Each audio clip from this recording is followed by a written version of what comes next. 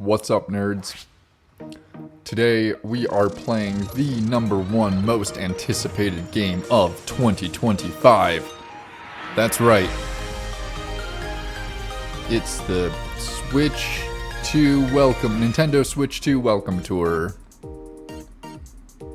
Wowee! This game is $10. I don't know why it's $10. I guess we'll find out. But basically, I paid for this game, so you don't have to. Feel free to just watch this video and not ever actually play this game. Good to see you again. We hope you enjoy your time with the Nintendo Switch 2 Welcome Tour. Okay, dang it. So there's my little character.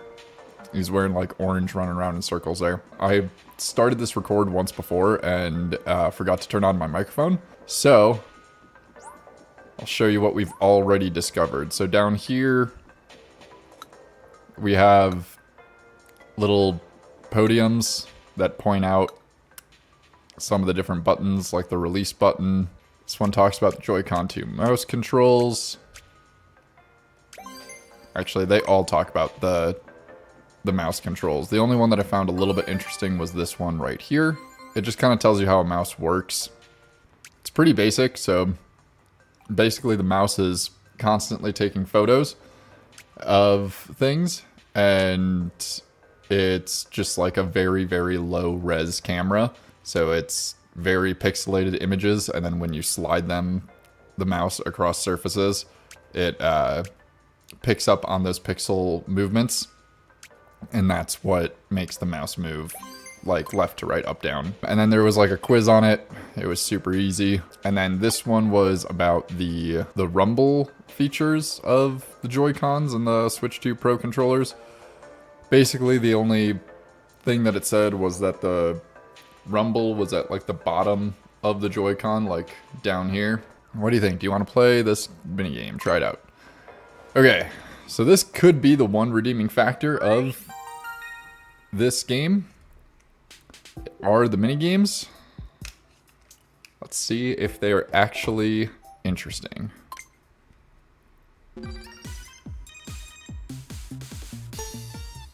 Dodge the spike balls for as long as you can.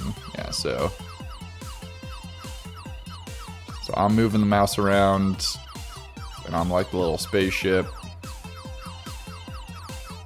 And it's easy to move the spaceship to avoid the little spike balls. Oh boy. That one was a little tough. That was close. Oh, dang it. Oh, 21 point. Okay.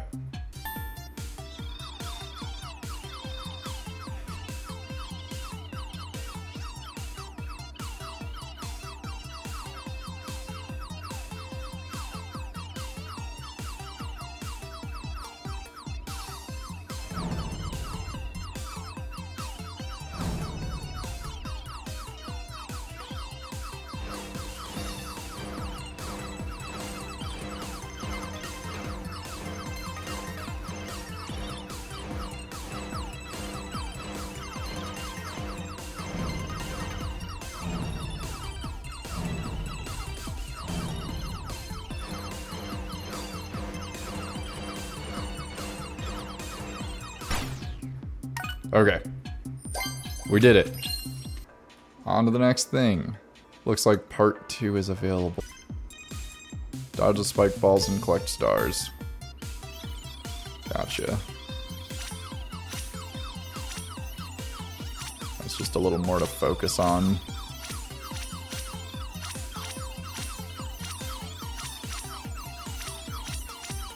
Looks like you're not punished for missing any stars. That's good.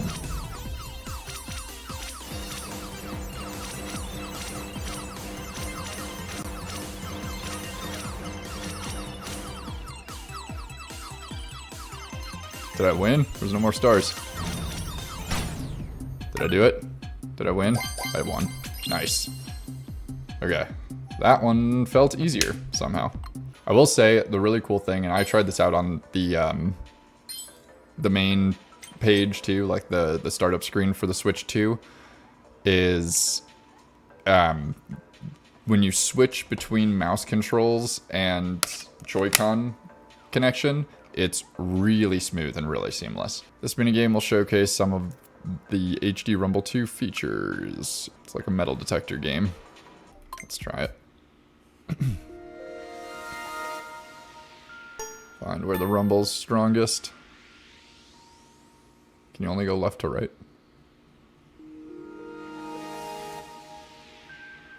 Like here-ish. Right there. Is that close enough for... Oh. Oh, I won. Missed by 5. Oh, no. That's... your guess? 5? What?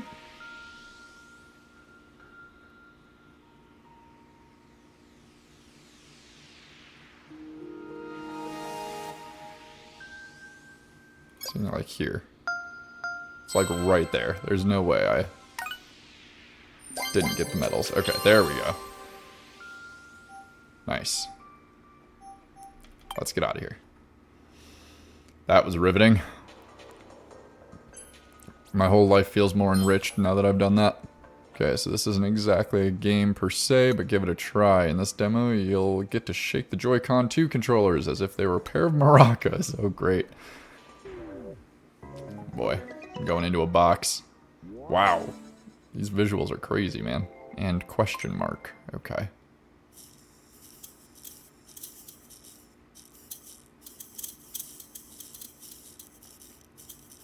Have I shaken the beads 20 times yet? Okay, I did. Change appearance. Nice. Can I change the appearance here? Yes. Okay, there's 2 appearances. Let's do one of each. Gently roll the beads. Okay, I guess I already did that. Shake a rubber ball 20 times. Okay, so you can change to rubber ball. Great. Shake the maracas 100 times.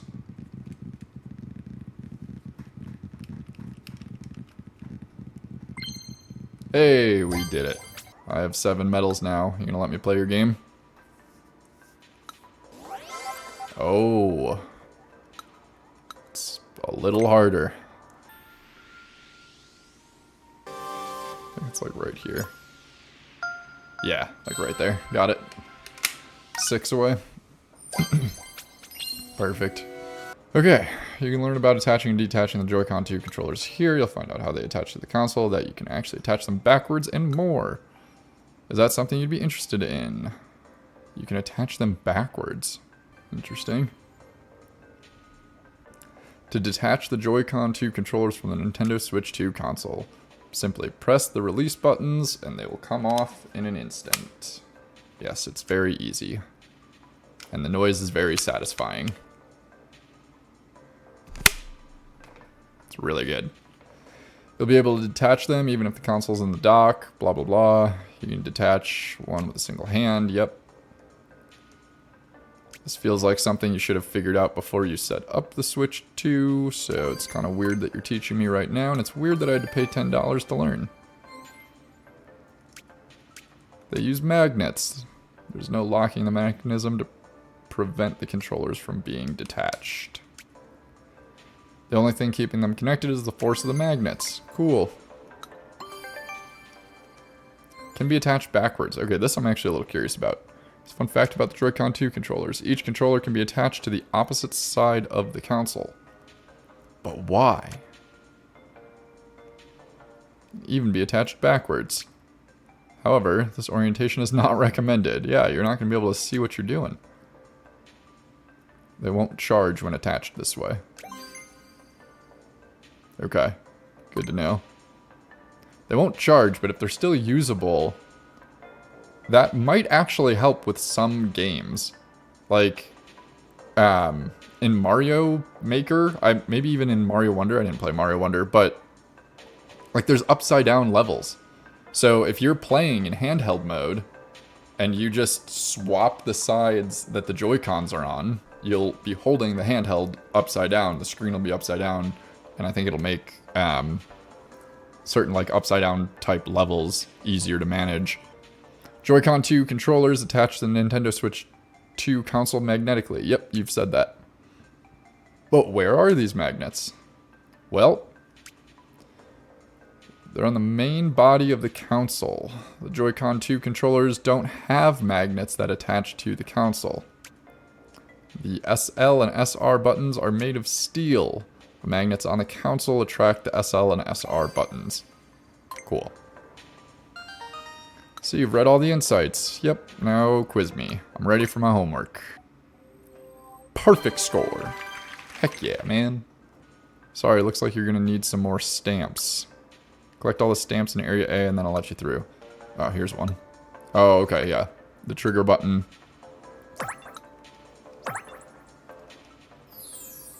There we go. Now we got all the stamps. We can move on to Area B. Yeah, I got all my stamps, my guy. That'd be insane if a museum actually worked like this. They're like, you can't go anywhere until you've looked at everything in the previous room. Whoa. It's like ice physics here. There's a mini game where you need to guess the frame rate. This is my time to shine. Okay, nerd. Guess the frame rate.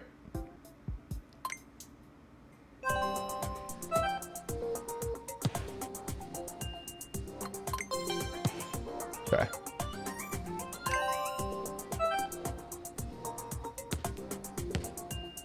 That's 120 frames per second.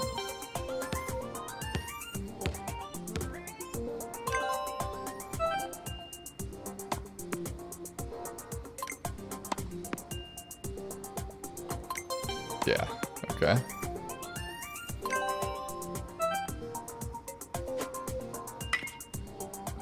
I'm gonna say that was 60, yeah. Nice. Question 5. Whatever that was not 120. Yeah, no, I'm thinking that's 60, yeah. The baseball one was the hardest for sure. Oh, we got one more? Wait, what? Oh, that looks pretty smooth, doesn't it? Guess 120? Yeah, okay. 6! Heck yeah, dude. Cool. Wow, that's so weird. You can see there's like a Elgato logo. That means it's like turning off the switch for a second, or at least like the display of the switch. Find out how clear and smooth the screen is, as well as concepts like HDR, VRR, 120 Hertz, and more. What do you think? Doesn't that just sound fascinating? Sure, why not? Crisp and detailed screen. If you could zoom in really close to the Nintendo Switch 2 console screen, you'd see that it's made up a lot of little dots. These little dots are called pixels. There are 1,920 horizontally and 1,080 vertically, to be precise. 1080p. That's 2.25 times the resolution on the Nintendo Switch console. In fact, it's the highest resolution ever used on a Nintendo Switch handheld. As for the size of the pixels, they're the smallest of any Nintendo console to date. Having the most pixels and the smallest pixels provides a crisper, more detailed screen. Cool. Next, the ice physics are unnecessary. You may have noticed already, but the Nintendo Switch 2 console screen can emit some very bright light. You could also say that this screen is HDR compatible. HDR here stands for High Dynamic Range. The Nintendo Switch console has approximately 16.77 million different types of light and color. Meanwhile, the Nintendo Switch 2 console can be used hundreds of millions of different types of light and color. In games that support HDR, it's now possible to display bright, intense light. Here's a non-HDR image. And this is what happens when HDR is used. Yeah, HDR is better. In the non-HDR image, there's very little difference in brightness between the most vivid parts of the explosion and the area around it. Meanwhile, the HDR image, the brighter areas can shine very brightly while the darker parts remain unchanged. But don't worry, we took care not to make it too bright. Cool.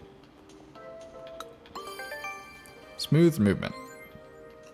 Nintendo Switch 2 console screen can be changed can change images at high speeds up to 120 FPS. So we can say that the screen is 120 Hz compatible. The faster the picture change, the smoother the movement will appear. Nintendo Switch console screen changes images up to 60 times per second, so a rate of 120 times per second will mean that the movement looks twice as smooth. The image shown is just an example, but for games that support 120 Hz, mouse movements will appear smoother. Using the right stick to look around will feel smoother, scrolling the screen will look smoother, but that's not the only benefit. It supports games at 120 Hz. The world appears to you 1/120th of a second faster, which could give you an advantage during very intense gameplay. Cool. Less choppy. Here's another thing about the Nintendo Switch 2 console screen. It makes the games feel less choppy. You could also say that the screen is VRR compatible. VRR is short for variable refresh rate.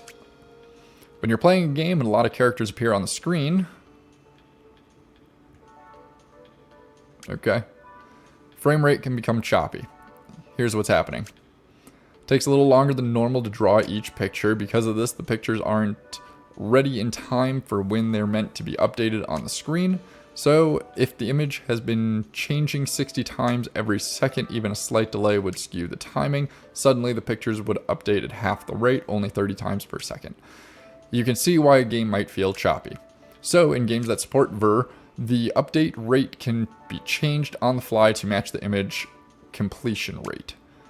If it takes a little longer to draw the image, the update rate can be changed to 55 times per second. This is better than suddenly dropping to half the rate, so it's less likely to feel choppy. This all means that some players find VRR compatible games comfortable to play. Note, this video is purely for reference.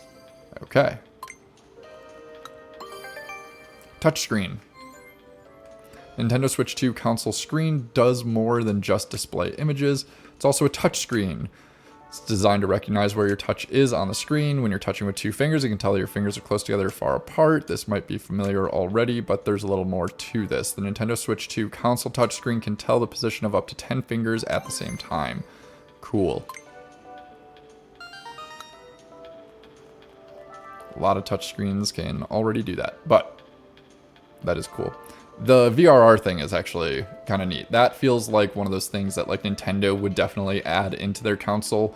So like instead of making the frame rate something crazy like 480 frames per second or 1,000 frames per second or whatever, instead they do something like VRR so that you don't lose frame rate playing more intense games. What better way to commemorate your learning than with a quiz? Would you like to take the Console Screen Insights 1 quiz? Let's try it. More homework. Let's go. Perfect score. Killing it. You already got 2 medals. Go you. Fireworks demo, sure. Let's go.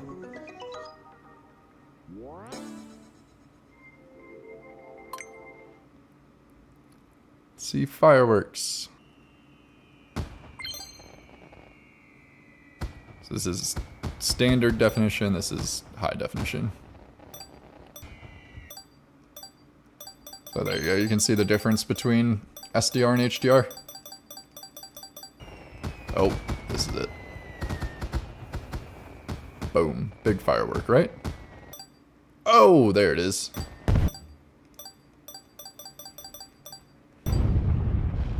Got that medal, moving on.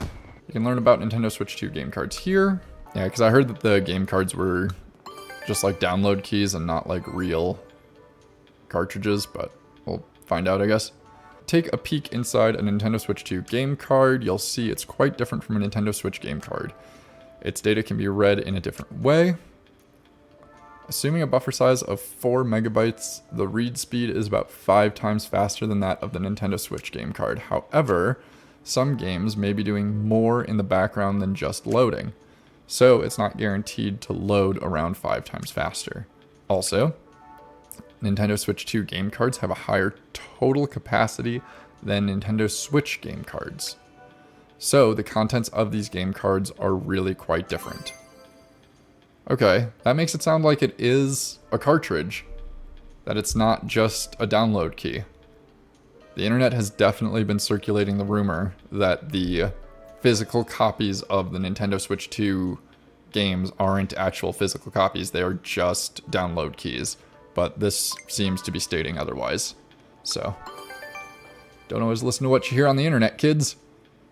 There are two different colors of game card. Nintendo Switch game cards are black, while Nintendo Switch 2 game cards are red. Other than the colors, they look practically the same in terms of size and shape, but there's actually one more difference. It has a little bit of a different shape. When the game card is inserted into the game card slot, the Nintendo Switch 2 console checks to see if the game card has this shape, okay? This is how it tells the difference between the Switch 2 cards and the Switch cards. It changes the way it reads the data based on this. Nice. I heard backwards compatible, which is awesome. Switch 2 console has game card slot, but it doesn't just take red Switch 2 cards, it also takes Switch 1 cards. So what does this mean? It means that in addition to being able to play Switch 2, you can also play Switch 1, you can play Switch 1. Certain Nintendo Switch games may not be supported on or fully compatible with Switch 2, but you can play many different games on Switch 2. I feel like that's just a disclaimer just in case they come across that issue. I can't imagine any game immediately that wouldn't be compatible on Switch 2 that is compatible on Switch 1. Let's talk to this lady. Since you were so kind to read all that, I got a quiz for you. Great. Let's quiz it up. Sweet. Nailed it. Can't believe it. You got all those questions right. You're a genius. Well, I don't know about genius, but thank you. Okay. I'm guessing this one's going to be around the microphone. Yep. Microphone. Built-in microphone design to improve the game chat experience. Aside from the microphone, the console also contains a chip where it makes people's voices easier to hear. This is handy for when you want to chat as you play. Okay. Nice. Noise reduction for games. Designed to make voices even easier for you to hear. One way that it does that is by reducing noise around you. This is called noise reduction for the Switch 2 console. Uses a form of noise reduction that has been customized for playing games. This noise reduction function doesn't just focus on spoken words, it also designed to preserve mood and emotions. Take the sound of clapping. If you just wanted to convey words, this sound would be treated as noise and reduced. We've balanced this so that the clapping doesn't go away, letting you immerse in the vibrant, positive atmosphere. It's a form of noise reduction designed for playing games. Console chip is designed to make voices easier for you to hear. One way it does this is by reducing unwanted background noise such as the sound of a vacuum cleaner. But that's not all. The Switch 2 microphone also picks up sound from the console itself. For example, picks up the sound from the Nintendo Switch 2's console's air vent. The air vent is positioned right next to the microphone, so it ends up being much louder than a person's voice. With the chip, this loud noise is completely erased. Also, it even removes the snapping noise that you hear when you attach the Joy-Con 2 controllers to the main body. It's been designed to reduce as much external noise as possible so that others can hear you. Okay. Sounds good. I am excited to use the game chat feature with some friends. I haven't been able to try it out yet, though. Yeah, removes game sounds so that when it's playing noise, it doesn't record that. Noisy with all the overlapping sounds. Yeah, it also creates a feedback loop so it gets distorted and crappy like you were just hearing there. Reamplified like this is called feedback, yeah. Note, the video is purely for reference. The chip does its best to remove these game sounds and prevent feedback. Also, realistically, there can be all sorts of sounds coming out of a TV. These sounds can vary depending on the TV and the specific setup in your home, so removing them can be difficult. For that reason, the game sounds are also sent to the chip. The chip selectively removes these sounds based on the sound quality of the acoustics. Yeah, that makes sense. Balancing voice levels. The console's chip is designed to make voices easier for you to hear. If some people are quieter than others in game chat, it might make them difficult to pick out. The chip automatically makes it so that each voice can be heard at roughly the same volume. Of course, some people are naturally going to sound louder than others, but even more importantly, voice volume differs depending on the mode. In handheld mode, the console would be close to you, delivering sound straight into the microphone. In TV mode, however, the dock can be relatively far away, which means the mic may have trouble picking up sound. Whether someone's up close in handheld mode or sitting on the sofa far from the TV in mode, you'll be able to hear people's voice at about the same volume. On top of that, even if there are several people in front of the TV talking loudly, the chip takes account for their individual voices and balances out their volume. That feels like a lot for that little chip to do. I am interested to test it out and see how well that possibly works.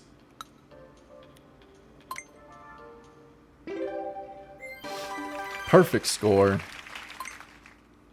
Amazing. Masterful. A flawless victory. I think you might know more about the microphones than I do. Oh my goodness. That's embarrassing. You work here. What's this demo? Blah da da da da. I'm talking and recording. Play back your recording and check whether the noise has been reduced.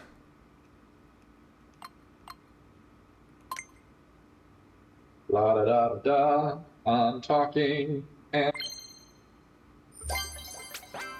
Okay. I feel like that was pretty clear. So, my Switch 2 is currently, I'd say it's about like 3 feet away from me, because I'm docked in on my computer monitor, and it is sitting on top of my computer itself. So there is like a noise for it to reduce, and that would be like the sound of the fans on my PC. And it did feel like it reduced that sound really well. I don't know about how clear my voice came through though. Let's try it one more time. And test.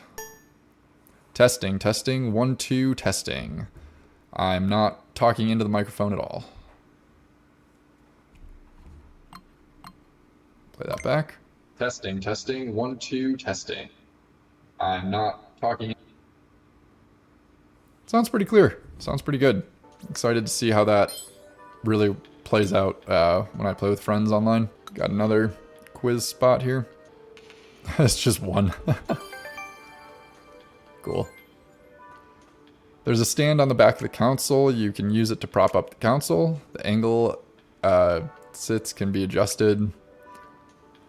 Starting from a fully closed position, the stand opens up to 150 degrees. You can fix it and place it at any point within this range. It's very convenient and much better than the Switch 1. Switch 2 console stand has a different shape from the Nintendo Switch consoles. The OLED model is pictured here. Switch 2, we've made it U-shaped and left more space in the middle. This allowed us to make the fan and battery bigger and add new antennas. As a result, the console is now able to perform more calculations. One more thing about this stand, it's made of an aluminum alloy, which is very light and robust. It's about as light and robust as a material known as extra super duralumin? Duraluminum? Which is used in airplanes and spacecraft. Duraluminum. If you've read everything, then allow me to administer a short quiz.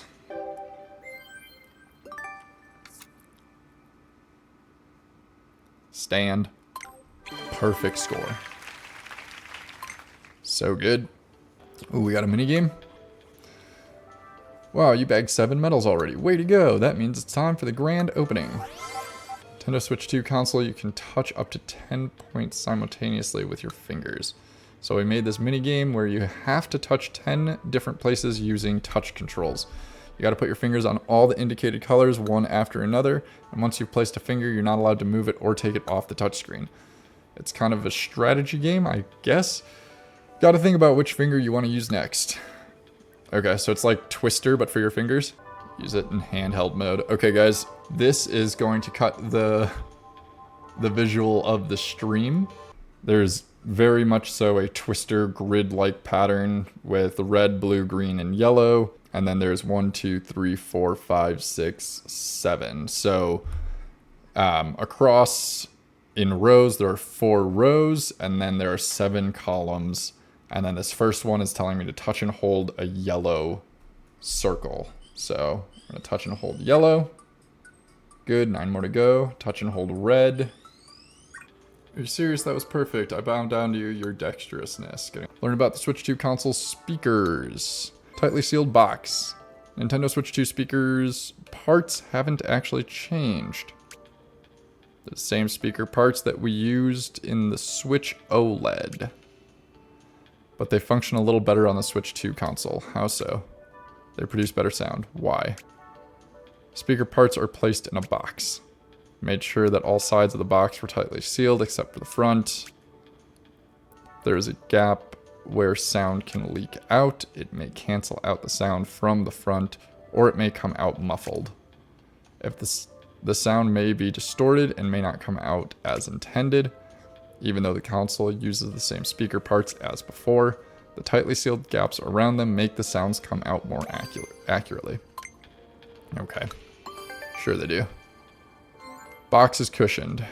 If you look at the box containing the Switch 2 speaker parts, you'll see that there's spongy cushions attached on the top and bottom. They firmly sandwich the box. Because of this, other parts won't shake around along with the box. The other parts, yeah, okay. Sound would get muddied and wouldn't come out as intended. Yeah, I noticed that with like phone speakers sometimes. Sometimes you can hear like almost like tinging against the case of the phone when the speaker's like moving too fast inside. Speakers are parts that turn sound data into sound. Yeah.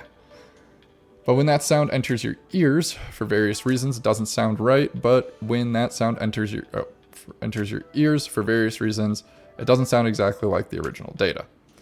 On the Switch 2 console, in order to make the sound close to the original data, we edit the sound that's played through the speakers. We recorded and analyzed the sound of the speakers and calculated how to edit the sound in advance. Nintendo Switch 2 has a faster computer.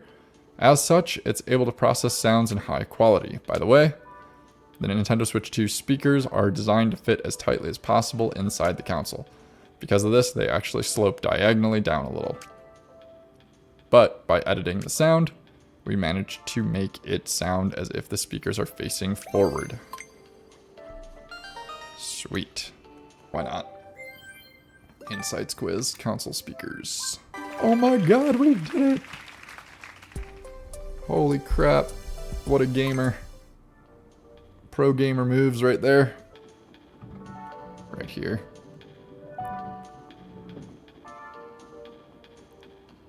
Cool. Magnetic connector left. Yep. Going up.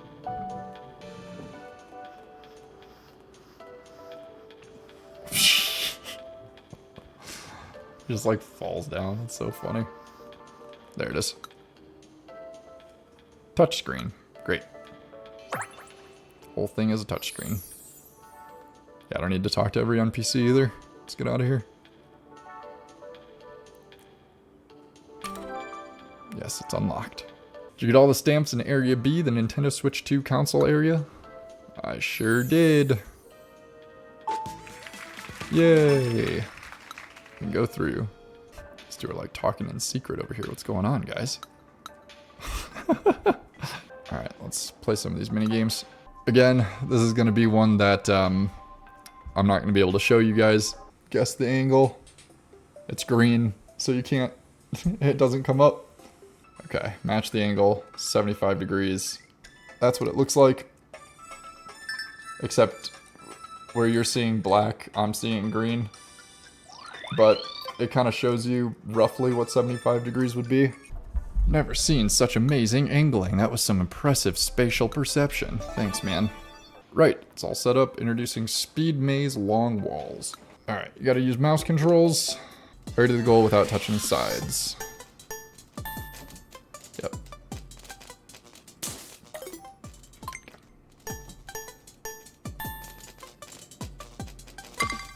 $2.19. There we go. Level 2.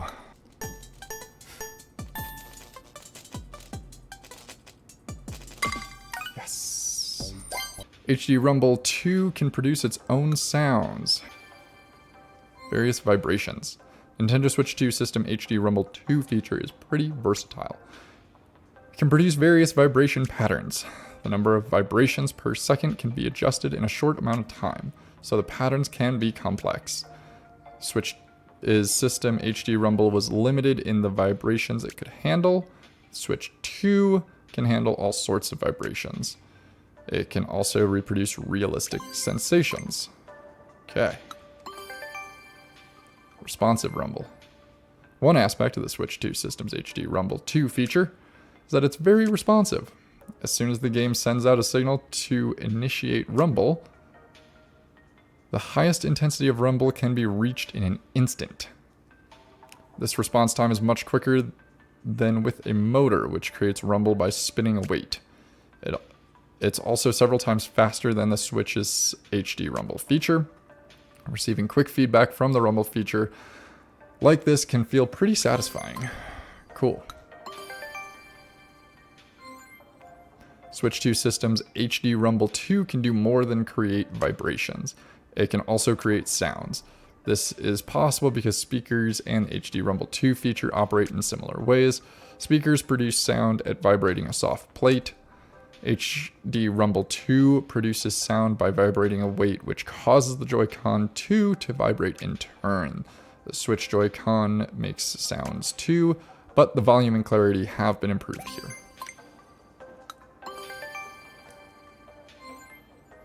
Nintendo has been making controllers with rumble for a long time, since the N64 1997 Rumble Pack. 2001 GameCube controller, the Wii Remote, 2012 for the Wii U, 2017 for the Nintendo Switch, 2018 for the Pokeball Plus for Nintendo Switch. We've been adding rumble to controllers and accessories for a long time in order to enhance the player's gaming experience. Nintendo has been making controllers with rumble for a long time. Insights quiz, homework in a video game. Perfect. Feels good to be a little more familiar with HD Rumble 2, huh? Does it? Okay, let's learn about magnets. Why attach with the buttons? Joy-Con 2 controllers connect to the Nintendo Switch 2 console. The magnets in the console's main body attract the SLSR buttons. There are a couple of reasons for this. For one, it makes the Joy-Con 2 controllers more difficult to detach. SLSR buttons pop up ever so slightly when they are being pulled in by the magnets. This helps them attach snugly to the magnets. SLS buttons have room to move a little in multiple directions. This makes them more difficult to detach even if you try to wiggle them around. Okay, great. Magnets are thinly covered. The Nintendo Switch 2 console has hidden openings on it like this one here. Oh. Okay, I won't be peeling that back on my console anytime soon. This gives the magnets room to stick out. The openings are covered with a sheet of material that is around 0.2 millimeters thick. So like paper. The closer the magnet is to what it's attracted to, the stronger the force. That's why each one is covered with such a thin sheet. Yep, so if you take that sheet off, the magnets are actually going to be stronger. By such a little bit that it really doesn't matter. If you look closely at where the Joy-Con 2 controller is attached to the console, notice there's a very small narrow gap. There's actually a very important reason for this gap. It makes it harder to detach the Joy-Con 2. Without this gap, if you tried to twist the Joy-Con 2 controllers, the principle of leverage would make it easier to detach. Even the tiniest of gaps is there for a reason. That actually does make sense. Magnetic connectors staying strong. These connectors on the Nintendo Switch 2 console are what connect the Joy-Con 2 controllers to the console. You may think they look a little flimsy at first, but you can rest assured that the connectors have been designed to be safely used for a long time. First of all, the colored parts of the Joy-Con 2 controller slots firmly into the console. While the connectors on the console and controllers loosely attach, this is still enough to connect them. However, as a result, even if you twist the Joy-Con 2 controllers attached to the console, force will first be applied to the colored parts of the controllers. So you can see in the diagram there, the colored bits. This makes it difficult to apply force to the actual connectors. Video shown for illustrative purposes only. What's more, even if you do forcefully twist the Joy-Con 2 controllers attached to the console, there's actually a little leeway for the connectors to move around. Since the connectors move in the direction that they're twisted, it's harder to apply force to them. Video shown for illustrative purposes. Okay, I'm actually really glad that they addressed that.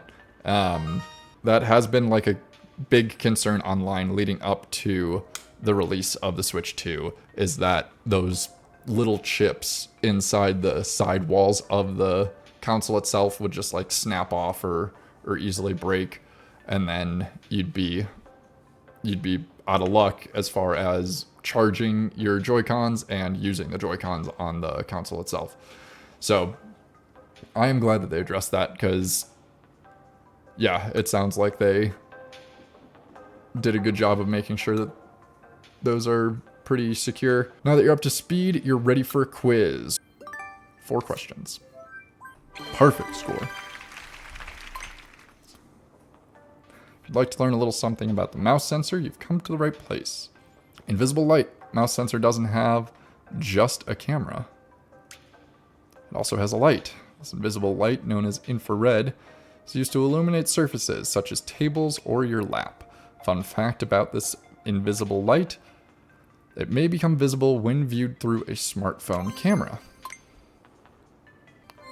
Custom lens. Normally, a mouse's camera focuses so it can clearly reflect the immediate area. However, this is not the case for the Joy-Con 2. This is because the height of the Joy-Con 2 changes slightly depending on if a strap is attached or not. This is enough to blur the focus, preventing the camera from capturing the surface clearly. So in order to focus with or without the strap, it includes a custom lens. It zooms a little bit. Small sheets. Here on the Joy-Con 2 controllers, we applied 2 small sheets. These sheets are called mouse feet. These mouse feet make the Joy-Con 2 easier to slide around. Yep, I've already seen that earlier on. Suddenly it's a mouse. The Joy-Con 2 controller can function like a mouse when you stand it on a surface such as a desk. It reverts back to the typical controller when you pick it up. You can experience this in games that support mouse controls. The console analyzes the data from the mouse sensors and accelerometer. It uses the data to check whether the Joy-Con 2 controller has been placed on a surface or if it's being held in the air. The home menu supports the mouse controls, so you can give it a try there. Yes, that was one of the very first things I did with the Switch 2, and it is as fast as they say. It actually is really, really quick to just like put it down, mouse mode, pick it up, Joy-Con mode. Long ago, Nintendo used to sell its own... Wow, look at that. There was a Super NES mouse in 1992. So yes, for a Super Nintendo plug-in. And the Nintendo 64 mouse exclusive to Japan in 1999. Incidentally, the mice of old used a ball which rolled around inside. Man, if you're old enough to know about the ball inside of a mouse, it means you're pretty old. Nowadays, mice are far easier to use. There's no need to roll balls all over the place. Yeah. I remember when mice had little balls in them. Now that you've read all the insights, you can take a little quiz. Okay. Boom. Perfect score. Okay. HD Rumble 2 demo. Alright. So it's going to try to make different sounds with the HD Rumble, so I'm going to try to capture that on the microphone.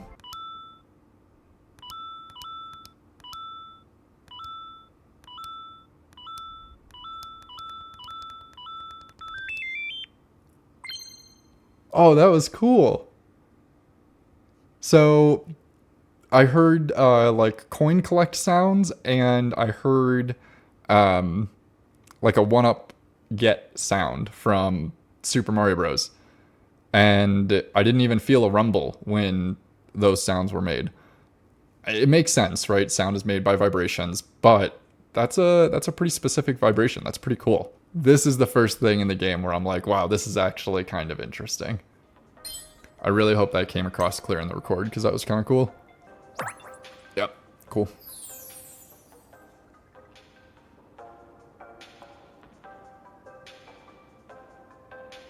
Area D, there he is. Did you get all the stamps in Area C, the Joy-Con 2 right area yet? I certainly did, sir. Let me through. That's kind of cool, going inside the console itself.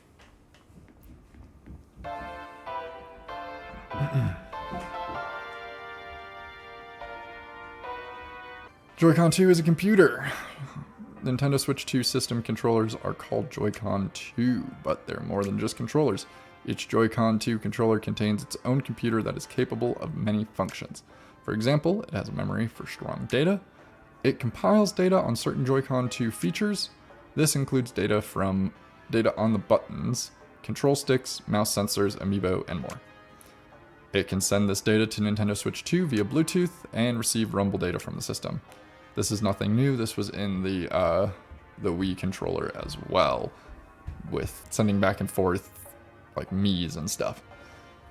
This is what allows the HD Rumble 2 feature to feel as great as it does. So you see the Joy-Con 2 is as much of a computer as it is a controller. Accelerometer. Each Joy-Con 2 controller has a built-in accelerometer.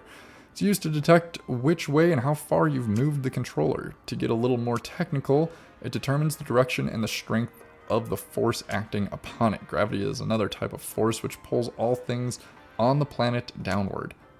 No kidding. The accelerometer uses gravity to tell which way is down, combined with the gyroscope, which knows which way you've turned it and by how much it can work a lot out. For instance, in games where you need to shake the Joy-Con 2 controller around, it can tell you how you've moved it. Gyroscope. Gyroscope inside the Joy-Con 2 knows which way and by how much you turned the controller. However, it does not know which direction the controller is facing at the start. Before the game starts, the gyroscope takes note of its own orientation for reference, and with the accelerometer knowing which way is down, it can figure out how the Joy-Con 2 was turned and which way it's facing now. Let's take a quiz. Perfect score. Ka-ching. Another demo. It's called the Super Resolution Demo. Oh, I see. So you just use the mouse to give yourself like 1080p or 360p. There it is. Done. I guess you can go down here. Yeah, probably down here. Nintendo Switch 2 system is larger than the Nintendo Switch system. For that reason, the Joy-Con 2 controllers are also larger than the Joy-Con controllers. But we felt that if all we did was make the controllers bigger, they might have become more difficult to use, so we made a number of adjustments. For example, Joy-Con 2 controllers bigger meant it could be harder for some players to reach the LR and ZL or ZLZR buttons with their fingers, so we extended the length of these buttons. Another issue was that the corners on the bottom of the controllers would press into your hands. So we solved this by rounding off these corners, smoothing out the angle. Very nice. In addition to these changes, we've tested various button positions millimeter by millimeter to make them easy to process. In short, we put a lot of effort into making sure the larger Joy-Con 2 controllers would not be a problem. They are designed to be easy to use, even for people with smaller hands. Longer L and R buttons. One way we made the Joy-Con 2 controllers easier to hold is by making the L and R buttons longer. This makes these buttons easier to press even when you're using mouse controls. To make these longer, buttons feel satisfying no matter where you press them. We built in 2 shafts, each of which containing a spring. Go ahead and press the L and R buttons in various spots and see how they feel. Currently doing that. L and R buttons contain 2 shafts. Joy-Con 2 has a new C button. Yes, we know about the C button. This lets you quickly access the game chat menu. The name of the button may make you think it's similar to the A, B buttons. It's actually similar in function to the home button. You've read all the insights. I appreciate it. Would you like to take the Joy-Con 2 Insights Quiz 1? Yeah, try it out. Perfect score! Incoming. Boom. I think this is that putting minigame that we saw in the Nintendo Direct. It's crazy.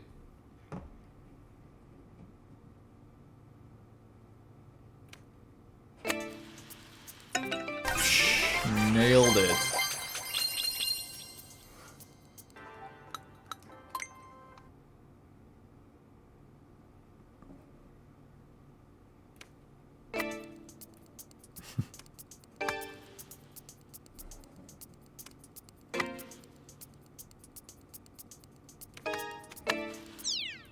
Dang it. There it is. There it is. Oh, took long enough, but we got it. Multiple north and south poles. Strong vibrations require strong magnetic forces. As such, the Nintendo Switch 2 system's HD Rumble 2 needs strong magnets. Its magnets are stronger than those used for the Nintendo Switch system's HD Rumble. However, it's not just a strong magnet. A normal magnet consists of 2 poles, a north pole and a south pole. But the magnets in the HD Rumble 2 have multiple north and south poles. And by combining several of these magnets, we get a magnetic force that's stronger than that of the 2-pole magnet. Put magnets together, they get stronger. If the Rumble is too strong, things can get a little noisy. Buttons and other parts may rattle into each other. This isn't ideal, of course, so we took various measures to ensure that it's not too noisy. The parts are attached with double-sided tape. That doesn't sound secure enough. This prevents gaps from forming. Our goal was for you to feel the vibrations as much as possible. Okay. I'm sure it's like good tape. Nintendo has been making game cartridges with Rumble for a long time. What is a cartridge? Well, you could say that they're the precursor to modern-day game cards. 1999 Pokemon Pinball for Game Boy and Game Boy Color. 2005 WarioWare Twisted for Nintendo Game Boy Advance. 2006 Drill Dozer for Game Boy Advance. 2005 Nintendo DS Rumble Pack. With these cartridges, the cartridge itself was rumbling. Yes. It's like you read everything. Nice. Yeah, I thought we were going cartridges to CD, and I thought CDs were the way of the future, and then they brought back cartridges. Frickin' Quiz Master. Full marks. Impressive. I think that makes you quite the authority on HD Rumble 2. Oh, thank you. You again. Phew. I need to step up my exercise routine. This venue's so big, walking around it really gets the pulse pounding. This is a tech demo, not a minigame, but it's still a pretty cool experience. This HD Rumble 2 tech demo simulates balls rolling around. Use the system in handheld mode. Okay, so yeah, you can use the gyroscope to like tilt it. one way or another. And then yeah, as the ball like gets closer to the left side starts to rumble more, the right side starts to rumble less, and then you can feel the ball like hit the side with a hard rumble. Did it feel like there was really something rolling around inside? Yeah, kinda.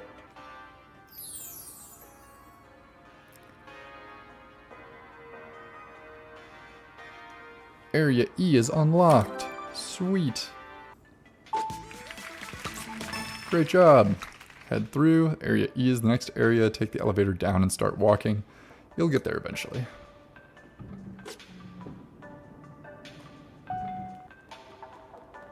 Oh, there's another elevator going up. Oh, okay, it's the wrist strap thing.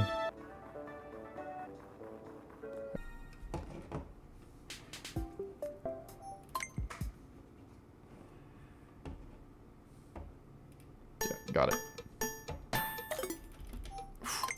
Oh, you only get one click. 0.40. Nailed it. It's gonna open up level 2 for this.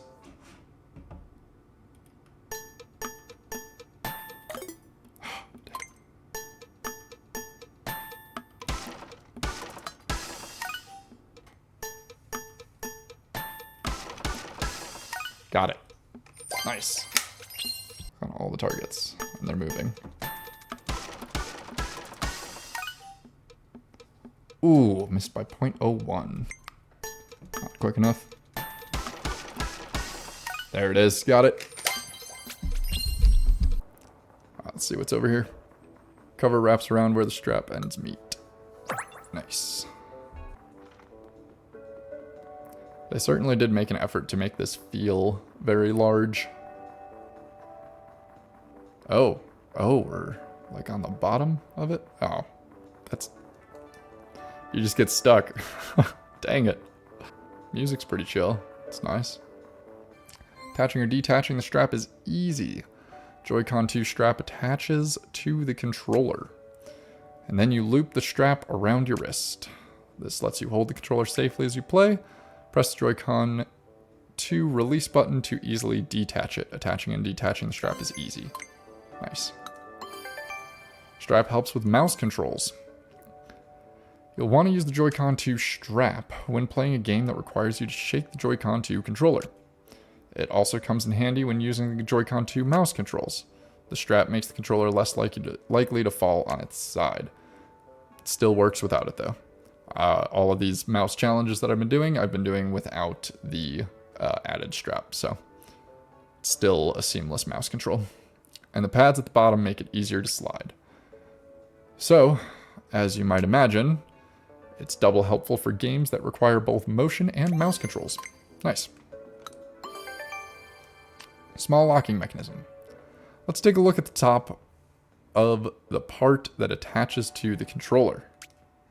Contains a small locking mechanism made up of small parts. When attached, it moves and locks into place like this. Oh, so it's not magnets. And it detaches like so. There's a very tiny spring that holds it in place. Strap contains a small spring that locks it in place.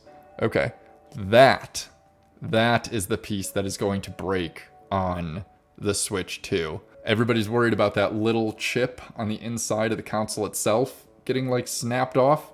I think it's going to be that spring that goes first. I think that spring is going to like either rust or somehow detach itself slightly from the piece that releases it from the Joy-Con, and then it's going to be like stuck on the Joy-Con and you're going to have to do some weird maneuvering to get it off. Well then, allow me to reward your enthusiasm with a quiz. Okay. If I must. Boom. Freaking genius. Alright, moving on. Let's find out more about the Joy-Con wrist straps. Part of the Joy-Con 2 strap that attaches to the controller is fairly thin. If we had made it out of normal plastic, it would have been easily bent, so we interlaced fine glass fibers, or fiberglass, into the plastic. We did our best to make sure that this part does not bend.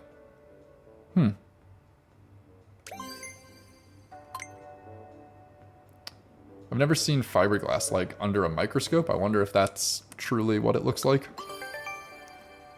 Quiet even when vibrating. Close to the part that loops around your wrist, there are two smaller pieces of rubber. When these pieces of rubber are pressed firmly to the Joy-Con 2, the rattling noise that comes from the Joy-Con 2 when it vibrates is reduced. So you see even little pieces of rubber have a purpose. Nice. Running stitch, satin stitch, zigzag stitch. Take a look at the part of the Joy-Con 2 strap that loops around your wrist. It passes through the part that attaches to the controller. And the ends meet up under here so that it forms a loop on its own. This would be a problem. That's because as the loop spins around, this part would bump into the strap lock. Strap lock would become difficult to move. Our solution, we made sure that the loop doesn't spin it all the way around. We used a sewing machine to sew this bit together. And that's not all. We wanted to make sure that the sewn part is tear resistant even when pulled. It uses a complicated stitching pattern: running stitch, satin stitch, zigzag stitch, back to running stitch. Cool. After all that reading, I'd say you're ready for a quiz. I suppose I am. Nailed it. It's a vibration demo. Ready to try out the HD Rumble 2 Saw demo. Sure. Mouse controls.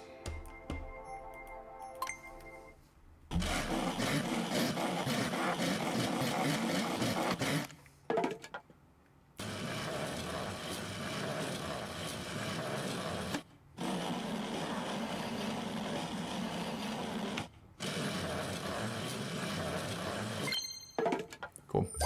The rumble feature was about what you'd expect on that one. Just rumbled whenever you were, like, sawing. Cool. Okay. F. Area F. Where's F? All the way back at the start. Head through. Next to Area F.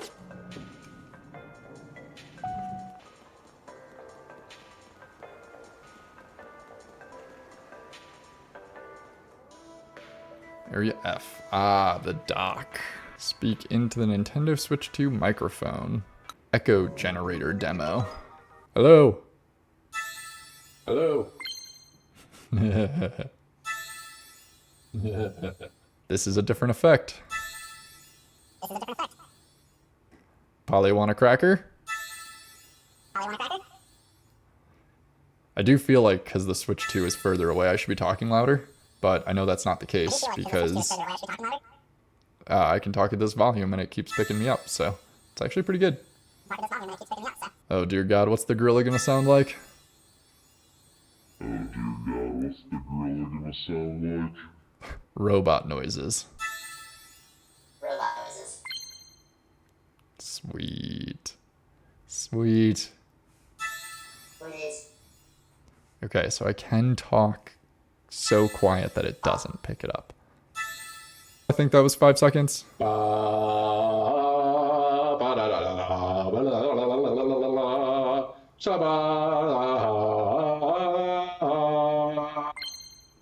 we go, got it. The dock is more than a stand. At first glance, the Nintendo Switch Dock 2 might just look like a regular stand, but it's actually much more than that. It can change video signals from the Nintendo Switch 2 console into signals that your television can receive. It has USB ports, letting you use multiple kinds of devices. And it allows you to connect to the internet via landline. I didn't see an Ethernet port in it before. I'll have to check that out. It's really good for online gaming. I don't think the Switch 1 had a Ethernet spot on the dock. A revamped dock. The Nintendo Switch 2 dock is designed for use with the Nintendo Switch 2 console. This means that it can't be used with the Nintendo Switch console. At first glance, the new dock doesn't look so different from the Nintendo Switch dock, but on the inside, a lot has changed. It needs to keep up with the Nintendo Switch 2 console's rapid video signals. Also, now that the dock is bigger, if you try to force a Nintendo Switch console into the Nintendo Switch 2 dock, the control sticks on attached controllers might get stuck. In short, please don't try to insert any Nintendo Switch consoles into the Nintendo Switch 2 dock. Conversely, the Nintendo Switch 2 console cannot be used with the Nintendo Switch dock. The Nintendo Switch 2 console uses a lot more electricity than a Nintendo Switch console, so even if you could connect it, it would exceed the Nintendo Switch dock's power capabilities and simply wouldn't work. Please make sure to only use the Nintendo Switch console with the Nintendo Switch dock, and only use the Nintendo Switch 2 console with the Nintendo Switch 2 dock. Okay, the dock fan. Nintendo Switch 2 dock has a cooling fan inside. This prevents the dock from getting too hot and allows the Switch 2 console to perform at its best. Also, the base of the dock is raised about 2 millimeters. There are many holes on the underside of the dock. The console and the dock's fans draw air in through these holes and through gaps at the sides. This helps the inside of the console and the dock to stay as cool as possible. A rounded back. If you look at the back of the Nintendo Switch 2 dock, you'll find that it has rounded edges. This dock has a much more rounded shape to it than the Nintendo Switch dock. Why is it rounded?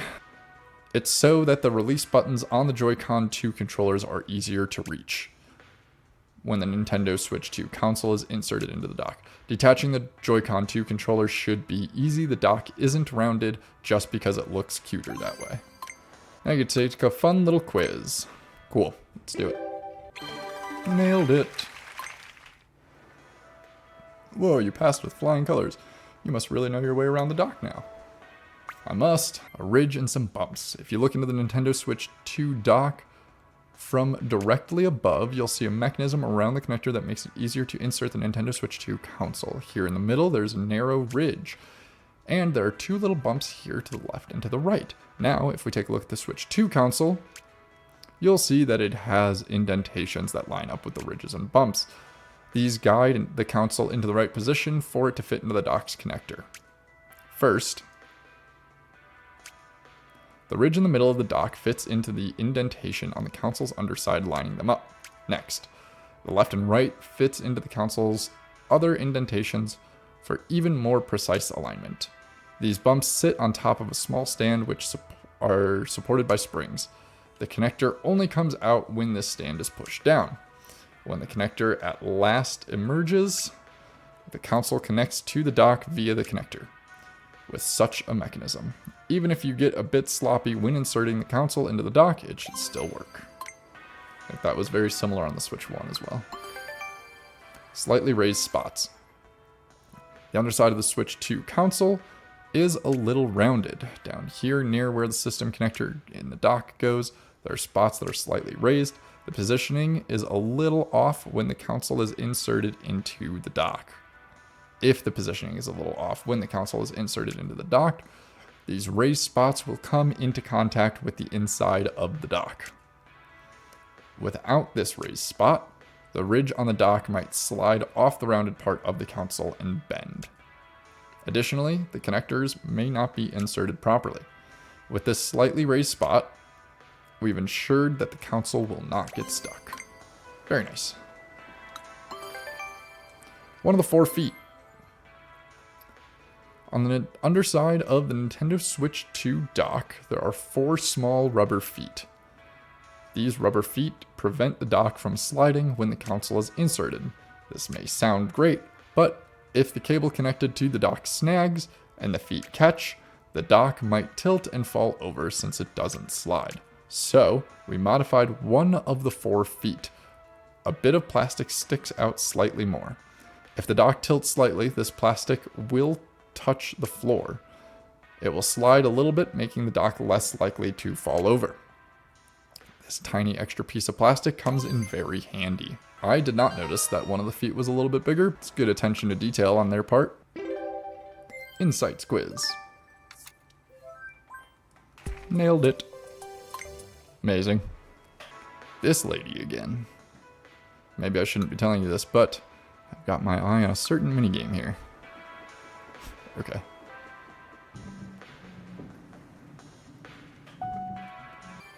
Removable cable.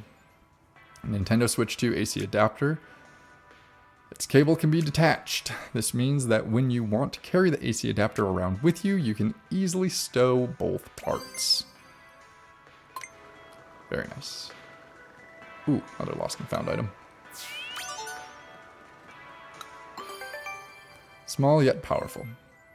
Nintendo Switch 2 AC adapter is much smaller than a Nintendo Switch AC adapter. However, it can output a lot of power. Compared to the Switch AC adapter, it's increased by more than 1.5 times from 39 watts to 60 watts. It's small but mighty. Thin and flexible. The USB-C charging cable for the Nintendo Switch 2 AC adapter is thinner and more flexible than the Switch AC adapter cable. This makes the AC adapter convenient and easy to pack nicely on the go. It's easy to wrap the cable up gently as shown here.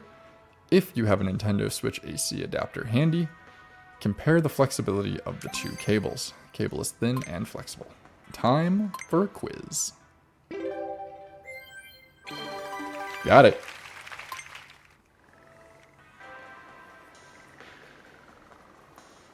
Possible for you to use mouse controls with both of them at the same time. Try that out.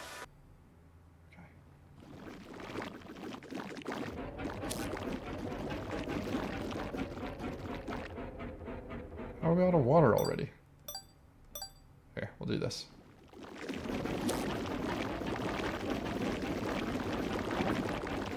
There we go.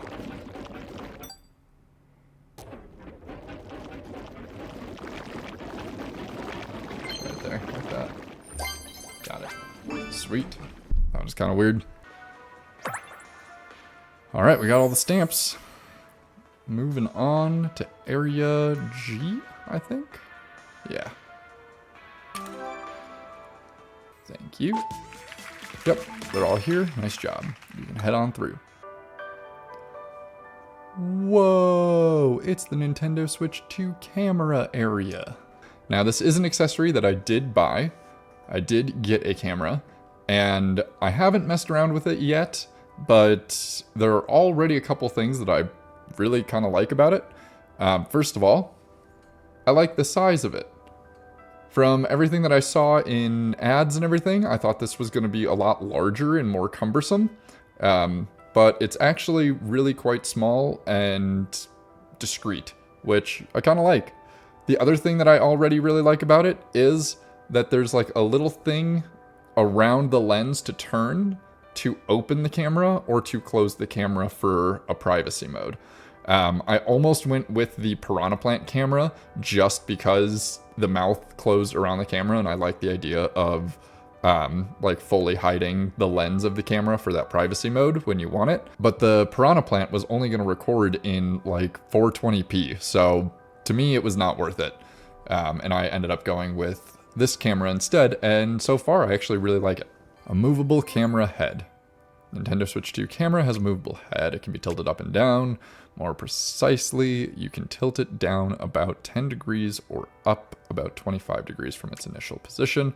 With this range of motion, even if you place the camera somewhere high or down low, you should be able to still center it on what you want to capture. Also, to keep the head at the angle you adjust it to, we sandwiched silicone rubber between the inner parts. Okay, so the head tilts up and down. Cool. Capturing a wide angle. One benefit of the Nintendo Switch 2 camera is that it can capture a fairly wide angle. To get a little technical, the field of view is 110 degrees. That's nearly twice what the Nintendo 3DS camera could capture. Yeah, I mean, I would hope it's better. Thanks to this wide angle, the camera can capture your whole face when you play in handheld mode. In tabletop mode, it makes it easier to capture two people playing side by side, and in TV mode, the camera can even capture a player who's standing. It's also easier to fit multiple people sitting around a room within the field of view. If the angle seems a little wide, you can zoom in when using the game chat to narrow the field of view. Okay. Preventing distortion. As you may already know, the Nintendo Switch 2 camera can capture a wide angle. Yeah, you just said that.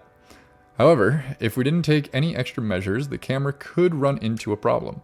The images would begin to distort around the edges. To address this, we designed the lens so that people near the edge of the frame aren't distorted. While this means that the spot directly in front of the lens will come out slightly distorted, it reduces the chance of people looking distorted. Okay, so they kind of valued keeping people looking less distorted rather than keeping the whole room looking less distorted, I suppose. That's what it sounds like. Privacy shutter of the Nintendo Switch 2 camera. You can close over the camera if you use its slider. When the shutter is closed, the camera won't be able to capture anything, so if you're ever concerned about privacy, you can simply close the shutter. When the shutter is closed, the lens will be covered with a white lid, so you can tell at a glance that the camera can't see you. You can also check the LED to see the LED to the left of the lens. If the LED is on, the camera is on. If it is off, the camera is off. But that's not all. To prevent the shutter from only closing halfway, we used a torsion spring so that it either opens or closes fully. It will feel like it's being pulled open or pushed closed. One more thing. When you close the shutter, an image is sent to the Nintendo Switch 2 console to indicate that nothing is being captured. Okay. Pretty standard camera stuff. Nintendo and cameras. Trace back through Nintendo's history and you'll find that Nintendo has made it possible for players to play games using cameras for some time. The Game Boy camera lets you play with pictures you take of your face. You can aim the Wii Remote's pointer lens at the TV screen. The Nintendo DSi system lets you calculate how similar two people's faces look. The Nintendo 3DS and AR cards let you play with things that don't physically exist in the real world. The Wii U gamepad lets you see the faces of other players. You can build functional controllers out of cardboard using the IR motion camera on the Nintendo Switch Joy-Con, right? With Mario Kart Live Home Circuit, you can turn on your home into a racetrack. You can turn your home into a racetrack. It's not just about taking pictures, it's about having fun. Nintendo's been making games that can be played with the use of a camera for a long time. Let's do it. Perfect score.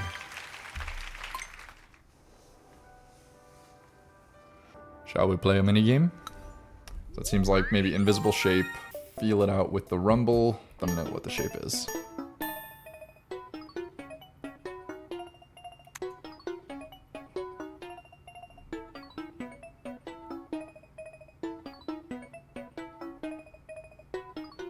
Oh, that's a triangle. That's a diamond.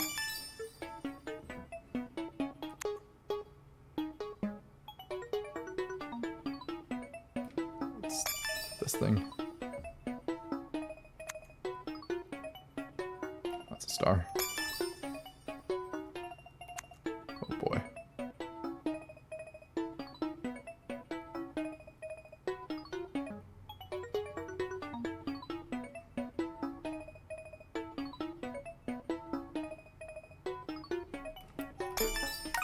Got it. All three. Nice. That's tough. Oh, it's with the alphabet this time? Dang it.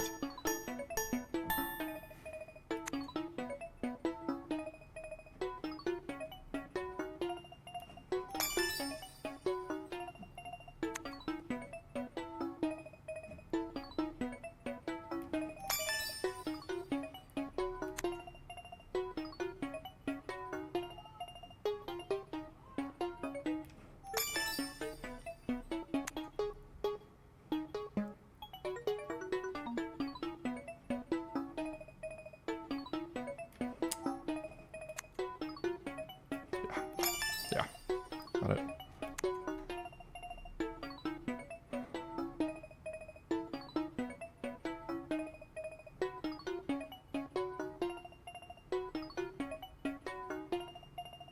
Y here? Nice. Got it. Sweet. This one looks like it's going to use the camera feature. Copy the facial expressions.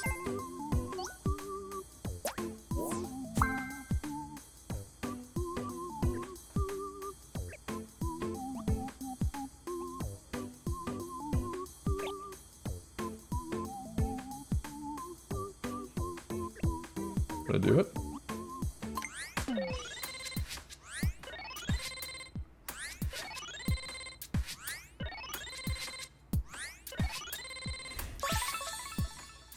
$95. Pretty good. You going this way? Eyebrows need to be way high.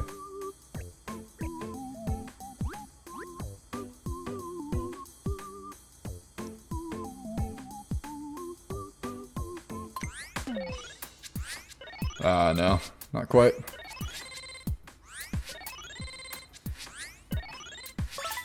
Feels pretty generous, 74 points. Copy the face. Exaggerated. I think we did pretty good with that one. Mouth is a little off, but 89 points, yep. Yep.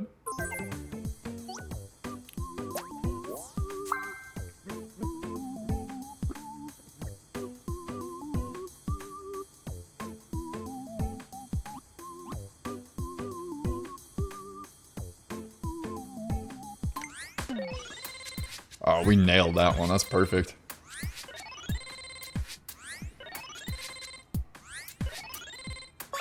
Oh, angle is 15. How's that angle 15? Dang it. Got like 19 and 20 on the rest of them.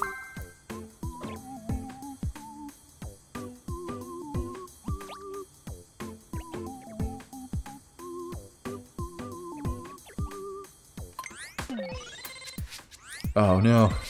I can't lift just my right eyebrow. I can lift my left eyebrow really well, just my left eyebrow, but I can't lift just my right eyebrow very well. It's tough for me. I feel like we did really well overall. Yeah, really good. Got both those medals. Let's head upstairs.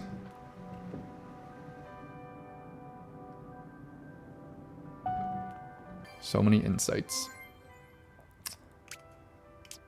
Here's the Nintendo Switch 2 camera. It's been specially designed for the Nintendo Switch 2, so whether you're playing in TV mode, tabletop mode, or handheld mode, it should be pretty easy to use.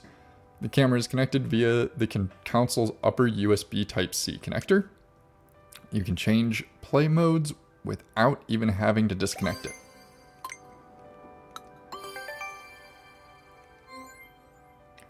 If you want to use your camera with the Nintendo Switch 2, it does not have to be the specific Nintendo Switch 2 camera.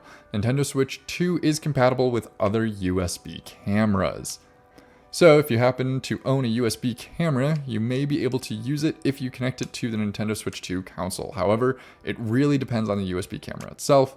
If you're not sure, you can select Test USB Camera within the system settings, which can be accessed from the home menu. Then, try connecting your USB camera, but of course, the Nintendo Switch 2 camera will be sure to work with the Nintendo Switch 2. The camera stand. One thing you'll have noticed about the Nintendo Switch 2 camera is that it comes with a stand. It's a handy thing. You can use it to quickly position the camera for use in any game mode, whether it's TV mode, tabletop mode, or handheld mode. It won't move or fall over easily and has been designed to help the camera capture a clear image no matter where you place it. But that's not all. If you've ever used a camera that captures your face from below, perhaps the resulting picture wasn't very flattering. But with the Nintendo Switch 2 camera, its tall stand means that you won't have to worry as much about it being too low. It's not a very tall stand. I mean, look at this thing. It's pretty tiny. But whatever, man.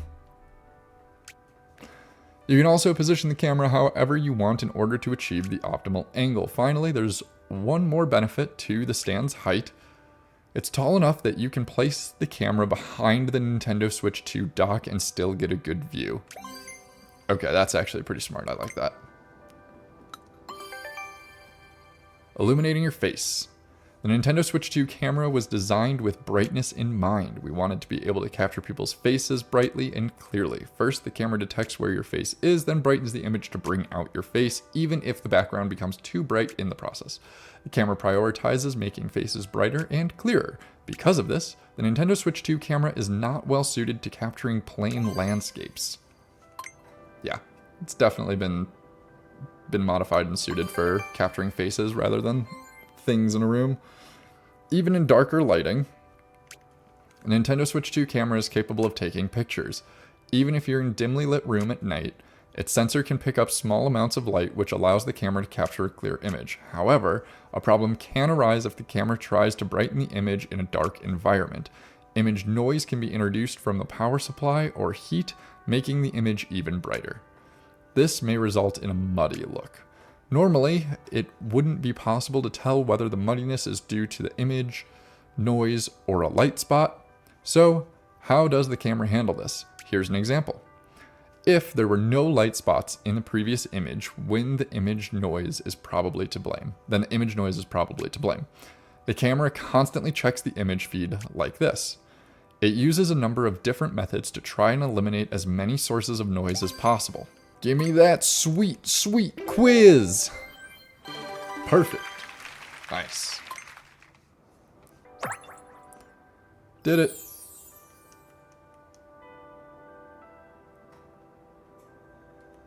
Area H. Yay, we can head down. Alright, inside the left Joy-Con. Let's see if it's much different from the right. You gotta color in some shapes, probably. Another mouse controls game. Okay.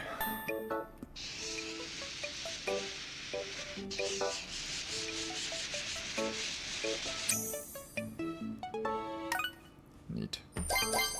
Hey, we got both medals right away. Yeah, level 2.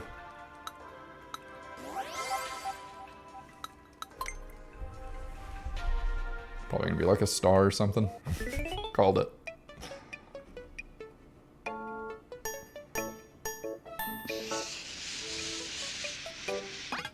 Oh no! If you're just barely outside, it catches you.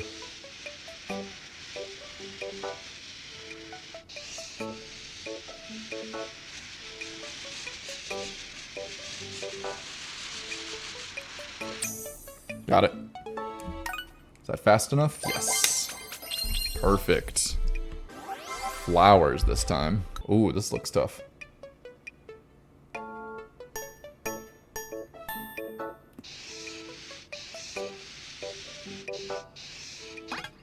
Yeah. That's so tough.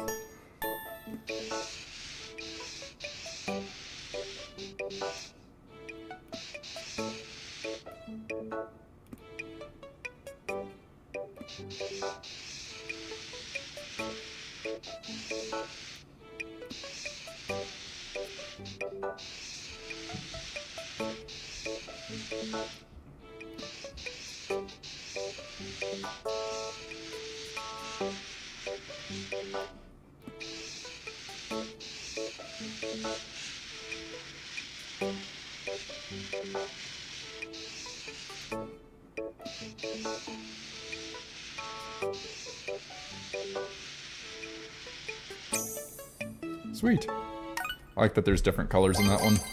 Easier to use sticks. Joy-Con 2 control sticks have changed a lot from the Joy-Con control sticks of the Nintendo Switch. They're bigger and easier to place your fingers on.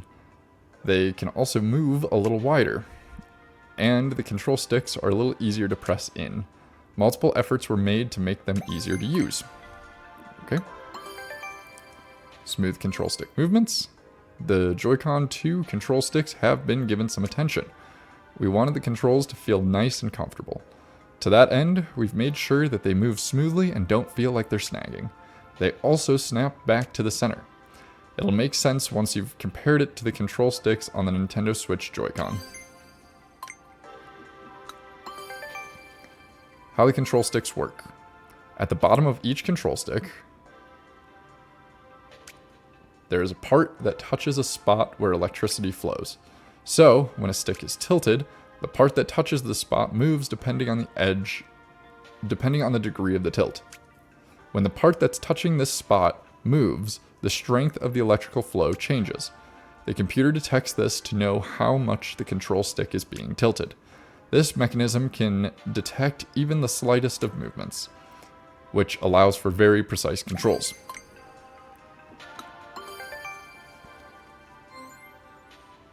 For decades now, Nintendo controllers have had control sticks.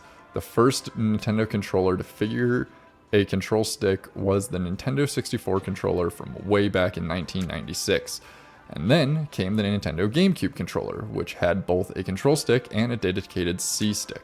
The Nunchuck for the Wii had a control stick, while the Classic Controller and Classic Controller Pro, also for Wii, both have L and R sticks. The Wii U gamepad and the Wii U Pro controller also have L and R sticks, along with the Joy-Con and Nintendo Switch Pro controller. How many of those controllers did you recognize? All of them?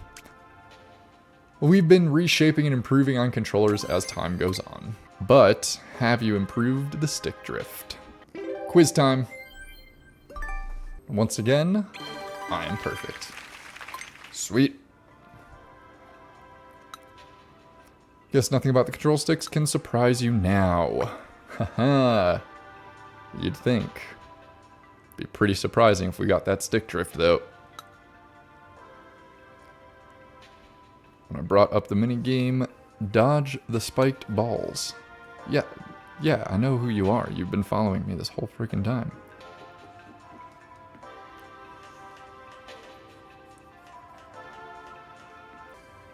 Easy to press buttons. The Joy-Con 2 controller's SL and SR buttons are much larger than the SL and SR buttons on the Nintendo Switch Joy-Con controllers. As a matter of fact, the ABXY buttons and directional buttons are bigger too. This makes them all easier to use. Okay, so all the buttons are larger. How the buttons work. Underneath the Joy-Con 2 buttons is a dome-shaped piece of metal, and beneath that, an incomplete circuit. When you press a button, the dome bends downward. The dome touches the circuit and completes it. The computer catches this and knows which button has been pressed. All told, it's a pretty simple mechanism. So I'm pretty sure that's how most buttons work. Hidden screws. How does a Joy-Con 2 controller stay together? It's held tight with a number of screws. There are 4 total. Can you tell where they are? Try to find them. How'd you do? Just tell me where they are. 2 screws on the side attached to the main body, but on the other side, no screws are visible at first glance. The other 2 are hidden by a lid. Thanks to this, the screws and their surroundings are less likely to get dirty. It also makes the screws less noticeable and prevents them from being touched during play. Let's take that quiz! Did we get it? Did we get it? The suspense is killing me! Oh my gosh, we got it! One way the Nintendo Switch 2 console and Joy-Con 2 controllers are linked is via connectors. These connectors can't slide around much. They're designated to move only very slightly. This video is purely for reference. Even if the controllers are not perfectly lined up when you attach them, the connectors will do the rest of the work. Their position should line up perfectly. Okay. Pretty sure we already knew that from another thing. The Joy-Con 2 controllers attach firmly to the console. Why is this? Well, it's not just because the magnets are very strong. The console and the SLSR buttons form a strong magnetic circuit. To create this strong circuit, we simulated lots of different combinations and positions. Out of those, we selected the magnetic circuit that resulted in the strongest possible configuration. In this case, it makes the circuit less likely to cause issues. This means it won't interfere with other magnetic parts. Sweet. Detaching controllers requires little force. Release buttons are used to detach the Joy-Con 2 controllers from the console. We made it so that you can detach the controllers easily, even with very little force. When you press the release button, a small rod juts out of the controller. The rod pushes against the main body of the console. You shouldn't need to press the button very hard to reach this point. Using the principle of leverage, it pushes against the console with over twice the usual force. The magnets that attach the controllers to the console are strong, yes, but if they're separated by even a short distance, they become very weak. When the rod pushes against the console, the controller moves away just a little. This makes it easy to detach. Also, the direction in which you press the release button is the same direction that you pull to detach the Joy-Con 2 controllers. This detail makes it even easier to remove. Very easy. All right, magnets quiz. Ba-ding! Another perfect score. Let's check out the demo. All right. Sorry guys, gotta go tabletop mode. Looks like this is a VRR demonstration, or VRR for short. All right, so here's what I'm seeing. It's like a Switch 2 in there. So you can adjust the frame rate that that Switch is spinning at. Okay, and then you can adjust the VRR that it's experiencing. It looks good.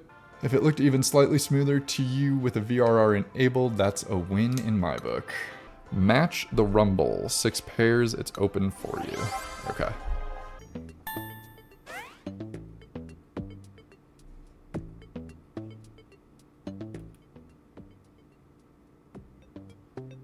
That kind of felt like a motorcycle. Oh. Oh, that was lucky. Okay. That felt like a zipper. Oh, 2 lucky ones in a row. That definitely helps. That felt like the tape measure.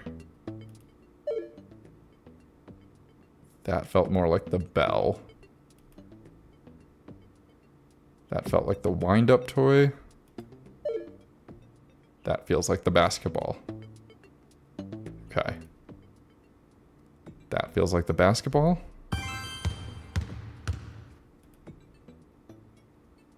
Feels like the wind-up toy. Yes. That's a bell. And that's the tape measure. Wow. That's tough. Hey, 3 medals.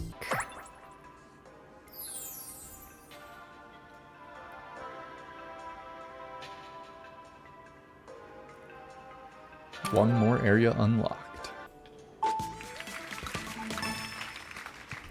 Next area has 4 elevators. It's easy to get lost. Crap. Is this area gonna be freaking huge? Oh yeah, okay. Joy-Con 2 grip area. Wanna play balloon hunt? Sure.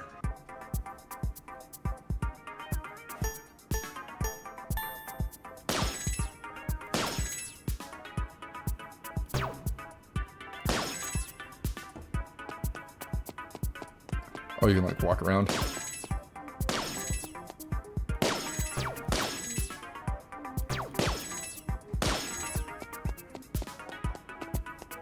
Where's the last one? Oh, I was like standing on it. Alright, let's try that again.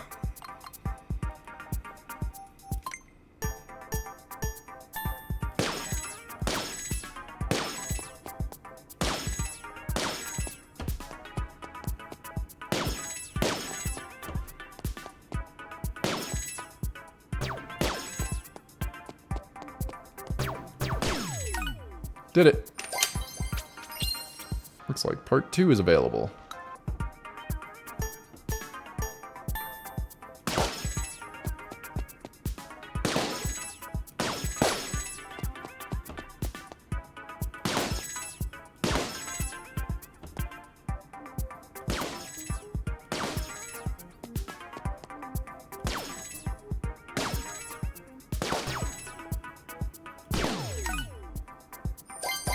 Heck yeah. I like this game mode. This is actually pretty fun, this minigame.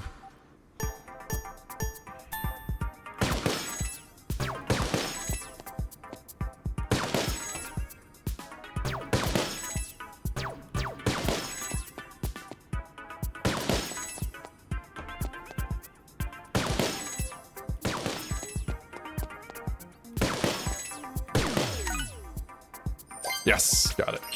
Easily attach and detach from the grip. Joy-Con 2 grip. Attaching and detaching the Joy-Con 2 controllers is easy. The controller contains magnets, so you can simply hold them up to the sides and they'll attach by themselves.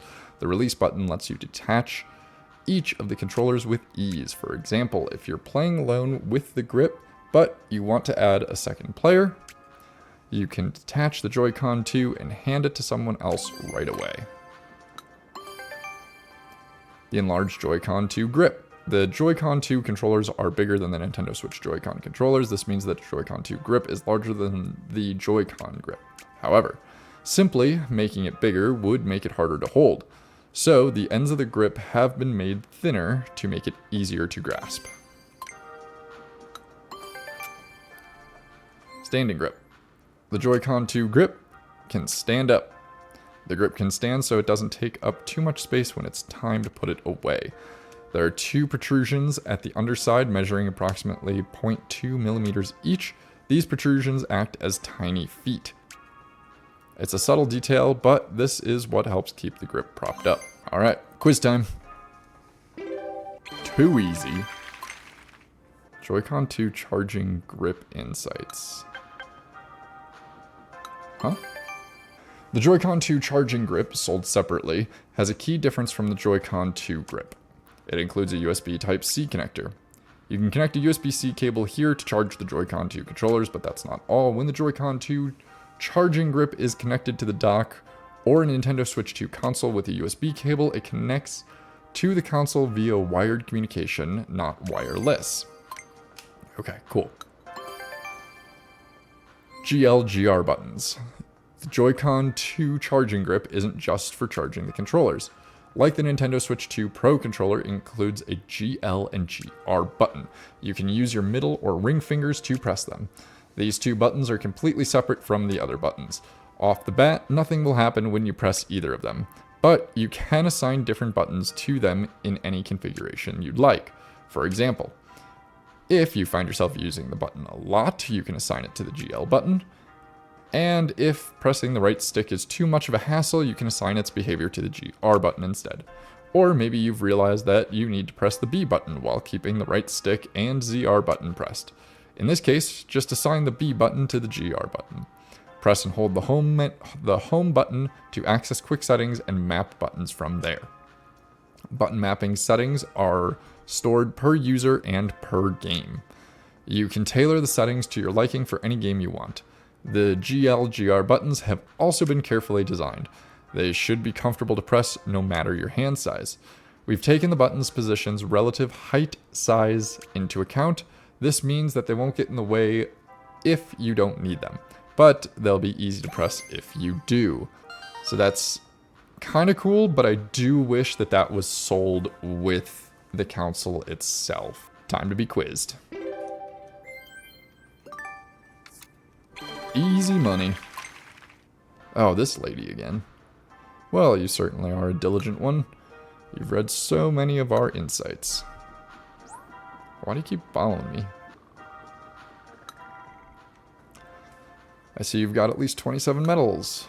Great. Use the system in tabletop mode again. Okay, so the whole thing's pretty much green. Inside each one of these boxes is a single pixel that is very tiny and hard to see.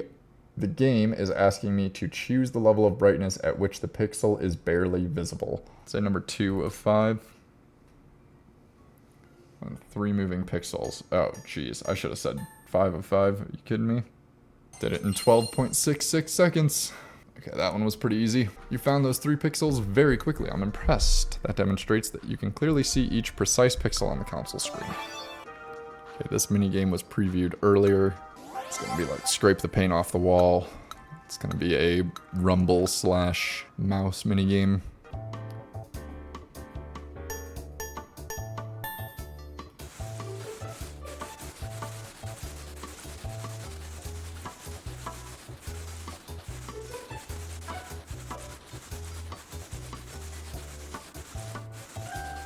Oh, this is tough. You go over it so many times.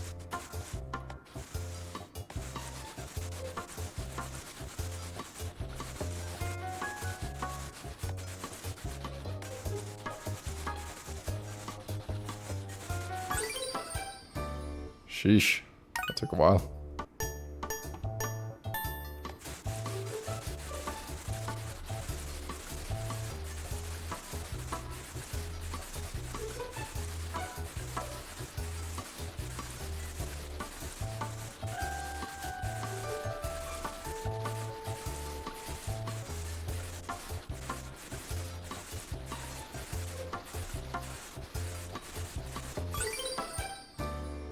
Whew.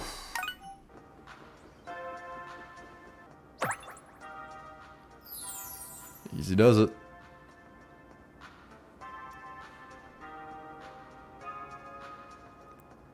Section J opened.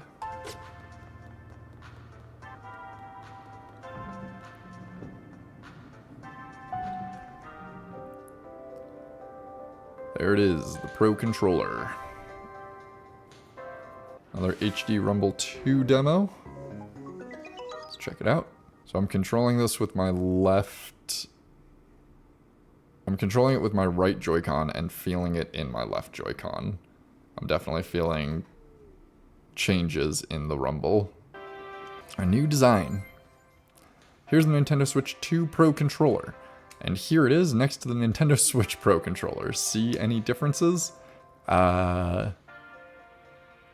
Really just the chat button.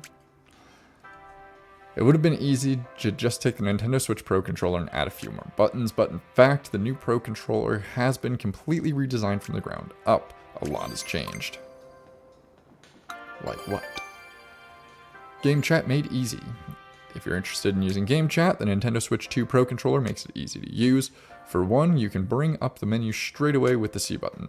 There's an audio jack on the controller's underside, so you can connect an audio device such as a pair of headphones. This helps if you use game chat even when you're far from the system. The console microphone picks up the voices of everyone nearby. But if you speak close into the microphone that's plugged in via the audio jack, your own voice will be heard more clearly. This isn't just helpful for game chat either. If you don't want the game audio to come in from the TV, you can always listen to it using the headphones instead. That actually is quite nice. I think that's something that like maybe Xbox has been doing for a long time, but it's nice that it's added to Switch. GL/GR buttons. Nintendo Switch 2 Pro Controller has GL and GR buttons. They're meant to be pressed with your middle or ringed fingers. They're different from other buttons on other controllers. As it is, nothing happens when you press them. However, you can map other buttons to them.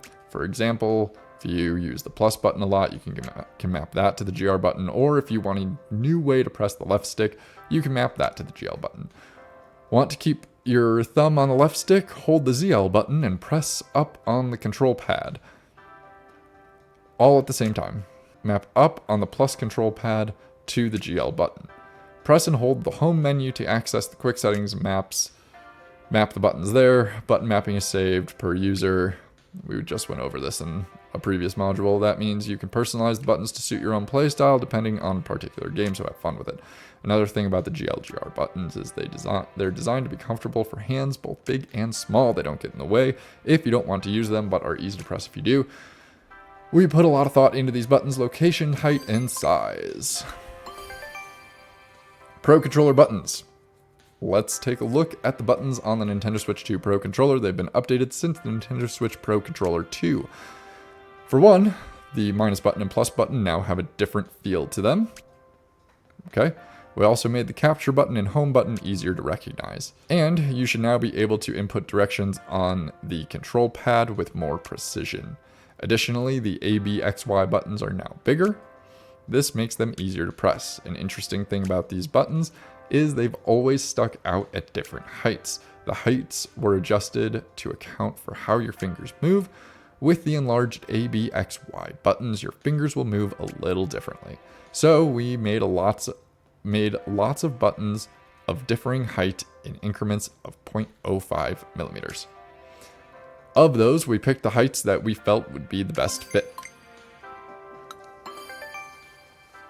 Wired communication. When you're using a Nintendo Switch 2 Pro Controller and it's connected directly into the dock via the USB cable, the Pro Controller will communicate with the console via a wired communications instead of a wireless Bluetooth connection. In this case, wired communication with the Nintendo Switch 2 Pro Controller connects slightly faster than a wired connection between Nintendo Switch and its Pro Controller. Another way to say this is that the Nintendo Switch 2 Pro Controller has a lower latency. By the way, you can also connect the Nintendo Switch 2 Pro Controller directly to the Nintendo Switch 2 console via USB cable if necessary. Neat. Huzzah! Quiz time. did it. Another quiz with a perfect score. Light and thin. In terms of weight, the Nintendo Switch 2 Pro controller is a little bit lighter than its predecessor. The center has also been made thinner. This is to give you room to rest your middle and ring fingers while you're holding the controller. It's easier to hold in general. Okay.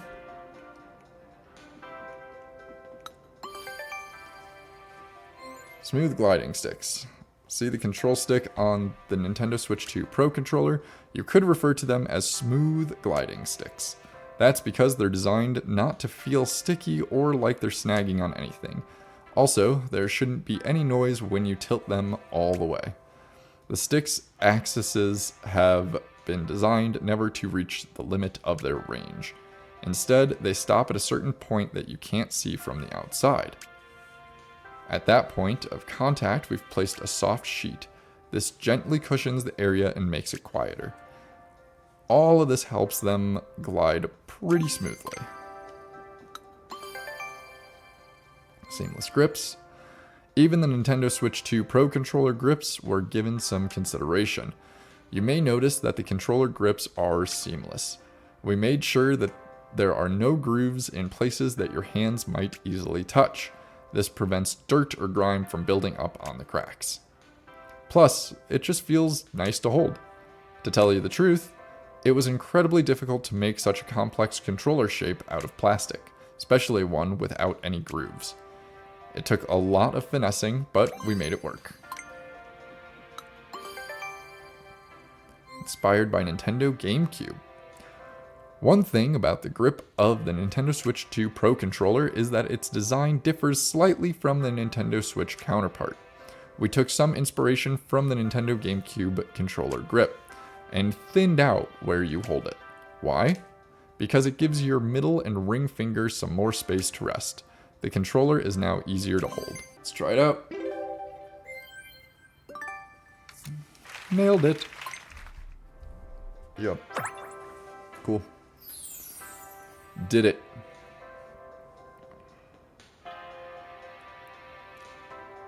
Section K is now open. And yeah, this is the steering wheel accessory.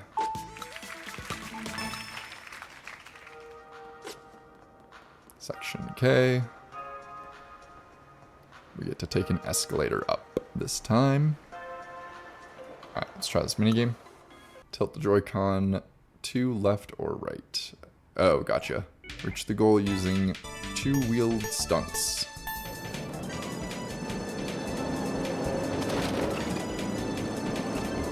What the heck? There we go. Alright, it's a bit of the mouse controls too.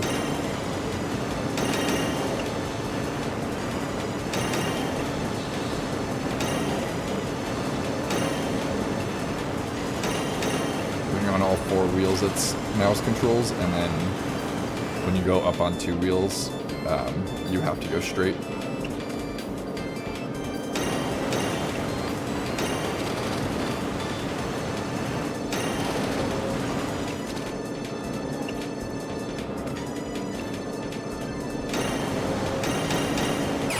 How do we do? Oh, gotta beat 43. We're at 43.26. All right. For the sake of it.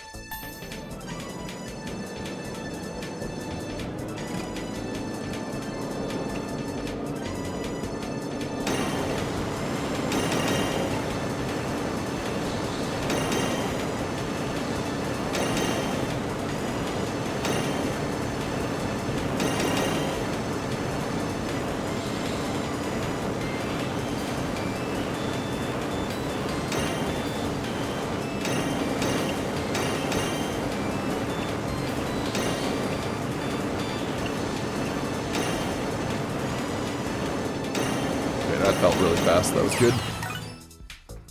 Yep. All three medals. There's a part 2. I'll play this part 2. This is a fun minigame.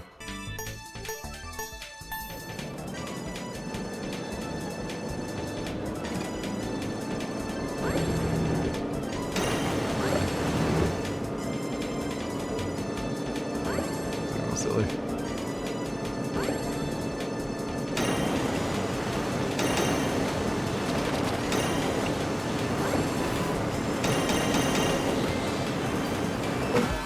Oh, crud. Oh, dude, the walls really slow you down. You really can't hit those.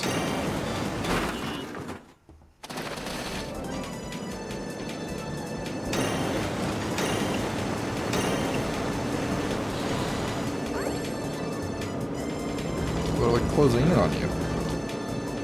Oh, that's not helpful. Okay. Oh, we got one medal there. Really bad.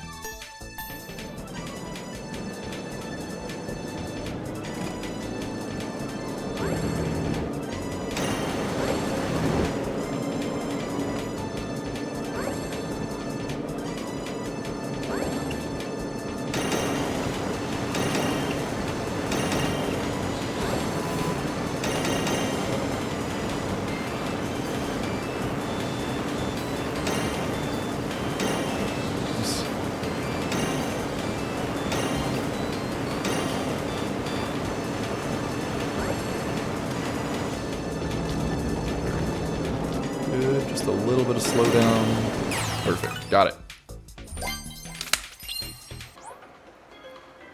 Okay, another demo. HD Rumble 2 motorcycle demo. Okay, so I'm supposed to hold Joy-Cons like this. Hold the Joy-Con 2 controllers with the control sticks.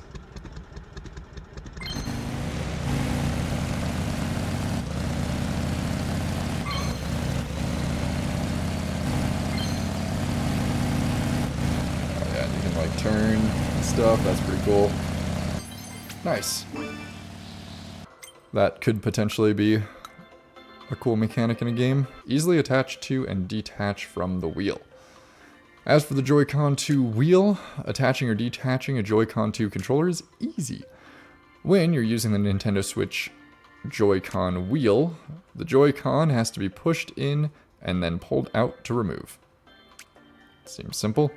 As for the Joy-Con 2 wheel, magnets allow the Joy-Con 2 to easily click into place or smoothly be removed. That's what I figured. Securely attached. To make sure the Joy-Con 2 controller can be easily inserted into the Joy-Con 2 wheel, we added a gap beneath the Joy-Con 2 wheel. However, simply including a gap would cause the Joy-Con 2 to become dislodged when the controlled stick is tilted. So what we did, well, we needed a solution that wouldn't get in the way of the Joy-Con 2 when it's attached. There's a rubber attached here. It may look like the control stick will bump it when tilted down, but it's positioned to hold the Joy-Con 2 in place. Thanks to this, the Joy-Con 2 controller feels securely attached and won't accidentally detach. That is nice. That looks like a very smooth attach and detach functionality. The magnets rotate. The Joy-Con 2 wheel and Joy-Con 2 controller are attached magnetically. Magnets in the Joy-Con 2 wheel stick to the steel SL and SR buttons on the Joy-Con 2 controllers. And when the SL, SR buttons on the Joy-Con 2 wheel are pressed, the SL, SR buttons on the Joy-Con 2 controller inside the wheel are pressed too. But having them pressed down normally wasn't enough. If you remove the magnets, the Joy-Con 2 moves along with them. This can result in the SL/SR buttons not getting pressed as intended. If the SL/SR buttons are pressed with something like a rod, the Joy-Con 2 controller will come off of the magnet. So what we did, we made the magnets rotate. At the access point, the Joy-Con 2 is still stuck to the magnets and doesn't move. The SL/SR buttons are being pressed where the magnets rotate. Cool. A strong magnetic pull. The Joy-Con 2 wheel pulls in the Joy-Con 2 controller. It does so using internal magnets. The closer a magnet is to the thing it's sticking to, the stronger the pull. We wanted it to be difficult to detach the Joy-Con 2 from the wheel, so we made the plastic around the magnets quite thin. It's common to use plastic with thickness of approximately 1 millimeter. But in this case, the plastic we're using is especially thin. It's less than 0.3 millimeters. We did this so that the wheel and Joy-Con 2 are as close together as possible. Let's take a quiz. Another perfect score. Nice. Moving on. the wheels are of similar size. As you probably already know, the Joy-Con 2 is larger than the Nintendo Switch Joy-Con. But when you compare the Joy-Con 2 wheel with the Nintendo Switch Joy-Con wheel, you'll notice that there isn't much difference in terms of size. This roughly equal size was about as small as we could make it. This was to ensure that people with smaller hands could reach the control sticks and buttons. That said, even though it's about the same size overall, the SL/SR buttons are now larger and easier to press. Okay. Easy to grip wheel. Nintendo Switch Joy-Con wheel has a groove where the parts join. You're likely to touch this part with your fingers, so we thought about how to prevent this from happening. You can see that the Joy-Con 2 wheel parts are shaped differently. There are almost no grooves on the outside. That's actually a bit unusual. All of this makes it feel pretty nice to hold. Hidden screws. The Joy-Con 2 wheel has a lot of hidden screws. They're needed to hold the plastic in place. Do you know where they are? There are 6 screws hidden underneath the outer plastic. We hid them to make it look as much like a wheel as possible. Nintendo and wheels. On the topic of wheels, Nintendo has had steering wheel controls available for a long time. Wii U wheel in 2008. This one was definitely larger than the Switch 2 wheels, and I actually kind of liked the larger design. I don't know. Maybe the smaller design is better. I haven't used the smaller design on the Switch, and I don't think I will be getting it on the Switch 2. Because I don't really like the motion controls for Mario Kart anyways, so I'll just stick to the regular steering. Joy-Con wheel for Nintendo Switch 2017. Nintendo Labo Toy-Con 03 Vehicle Kit 2018. These are just a few examples. If you go all the way back, you can find even more examples of this.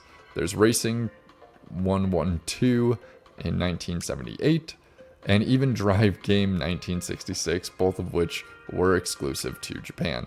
Steering wheel controls let you enjoy the feeling of driving a car. Let's get to it. Quiz me. Yet another perfect score. Met a lot of visitors here, but you are a real rarity. Neat. We did it.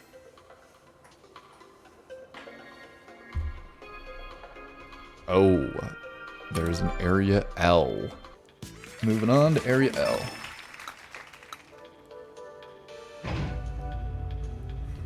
Whoa.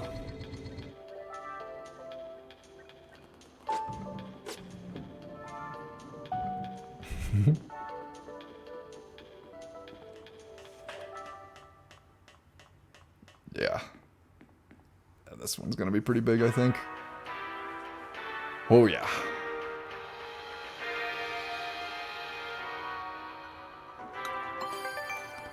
Many circuit board parts. On the Nintendo Switch 2 console circuit board, there are twice as many parts as there were on the Nintendo Switch console circuit board. The most common type of part used is the capacitor.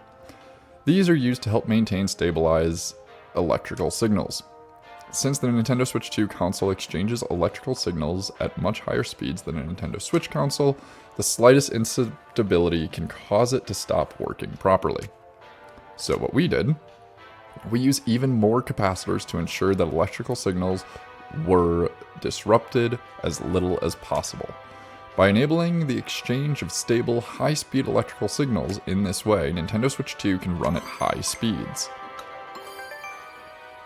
Single circuit board. This is the circuit board inside the Switch 2's console. It might seem like it's just a single layer at first, but this single sheet is actually made up of more than 10 thin layers. Each of these thin layers contains wiring that connects one component to another. The wires are a bit like the human nervous system. There are thousands of these wires on the console circuit board. Each layer uses a slightly different wiring layout. We designed it as if we were trying to solve a puzzle with our hands.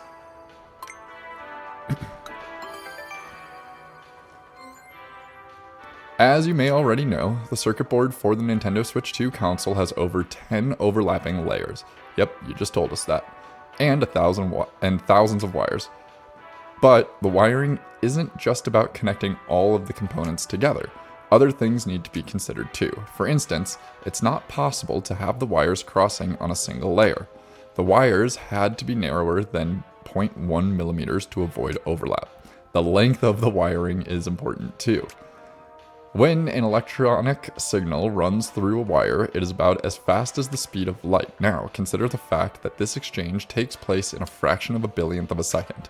When you have several wires sending data together, they all need to be at the same length, or else the signals will arrive at different times. So we had to make the lengths of each wire match, ensuring that the signals arrive at the same time. And one more thing. We made sure that the wires are not too long, as the signals could become too weak to reach their destinations, and not too close to each other, as the signals could get mixed up. Games use electricity. Really? Games use a lot of electricity. The Nintendo Switch 2 console is typically used to play games, so it's also likely that it needs a lot of electricity. Smart devices let you do much more than play games, but they consume less electricity. The amount of electricity that a smart device needs to run for a day would be used by Nintendo Switch 2 in about 3 hours.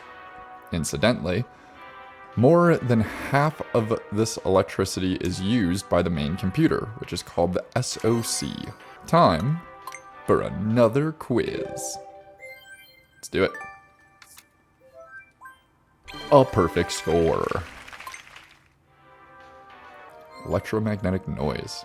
Whenever there's an electric current running through the circuit board's wiring inside the Nintendo Switch 2 console, there will always be electromagnetic noise present. The electromagnetic noise can sometimes interfere with nearby devices, which can cause them to not work properly. Electromagnetic noise doesn't easily penetrate metal. So, to prevent a lot of it from escaping the console, we wrapped the areas where it's emitted in metal. For instance, take the main computer, called the SoC. We encased the SoC in metal to prevent a lot of electromagnetic noise from getting out. Static electricity. When the weather is dry and the temperature is low, you may feel a little shock when touching something metal. This is static electricity. If static electricity hits a game console, the console could stop working or become broken. And of course, we wouldn't want that to happen. So, we've employed a few ideas in place where your fingers are likely to touch metal. The game card slot and the Joy-Con 2 magnet connectors are two such places. For example, we added parts to soften the impact of a sudden jolt of static electricity, and spots that absorb it. These spots stop static electricity from getting to parts that it might otherwise easily damage. Consoles designed to prevent damage from static electricity. Encased with two types of material. The parts that encase the Nintendo Switch 2 console are made from two types of material. These materials are very tightly attached to each other. One is magnesium alloy shown in orange, and the other is plastic shown in black. The magnesium alloy is on the inside. It's strong and robust, and it also serves to reduce electromagnetic noise. Then there's the outer layer of plastic. Even when the unit gets hot, the plastic lets you touch the console without feeling the heat. We stuck these two materials together to make full use of them. The console itself is thinner than if we had made it entirely out of plastic, and there's more space on the inside too. Console's upper USB connector. On top of the Nintendo Switch 2, you'll find a USB Type-C connector. It can be used to charge the console's battery. This allows the system to charge while you're playing in handheld or tabletop mode. Thank God they added that. But that's not all. The USB Type-C connector can also be used to connect a Nintendo Switch 2 camera to the console. The camera can be used while you're playing games in TV mode, tabletop mode, or handheld mode. However, the USB Type-C connector cannot be used to connect the Nintendo Switch 2 dock. This means it's not possible to insert the console into the dock upside down. You deserve a prize for all that reading. How's a quiz sound? Might as well. And that is another perfect score. different types of wireless communication. When it comes to wireless communication on the Nintendo Switch 2, a few different methods are possible. There's online communication, Bluetooth communication between the Nintendo Switch 2 console and other devices such as Joy-Con 2 controllers, near-field communication, and local communication between Nintendo Switch 2 consoles. Quite a list, huh? And since none of these communication methods involves cables, you don't have to worry about anything getting in the way or tangled up. Wireless communication can be pretty convenient. 3 antennas. With the Nintendo Switch 2 console, there are 3 antennas. These 3 antennas exchange signals with other devices. They're used to connect devices such as Joy-Con 2 controllers, Nintendo Switch 2 Pro controllers, or Bluetooth headphones. They can also be used to connect to the internet via Wi-Fi, or other Nintendo Switch 2 consoles. The parts encasing the antennas as well as the console itself have an additional function. They actually help the antennas work. I'm seeing wireless headphones there, that's huge. Preventing mixed up signals.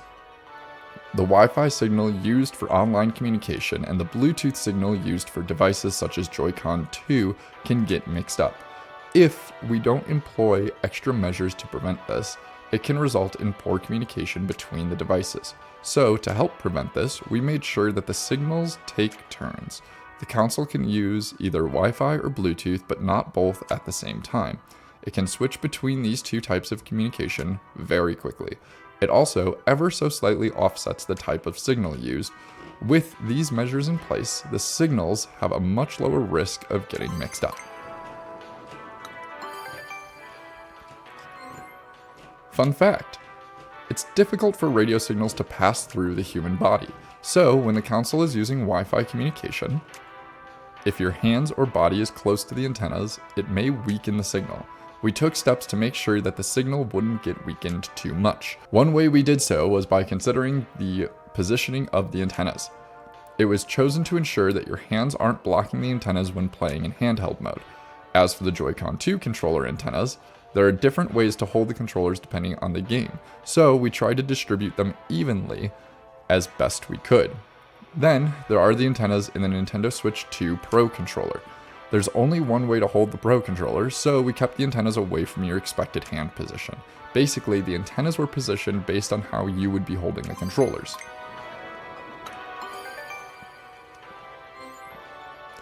In the past, Nintendo game consoles used cables for communication, but as time went on, there was a gradual shift to wireless technology.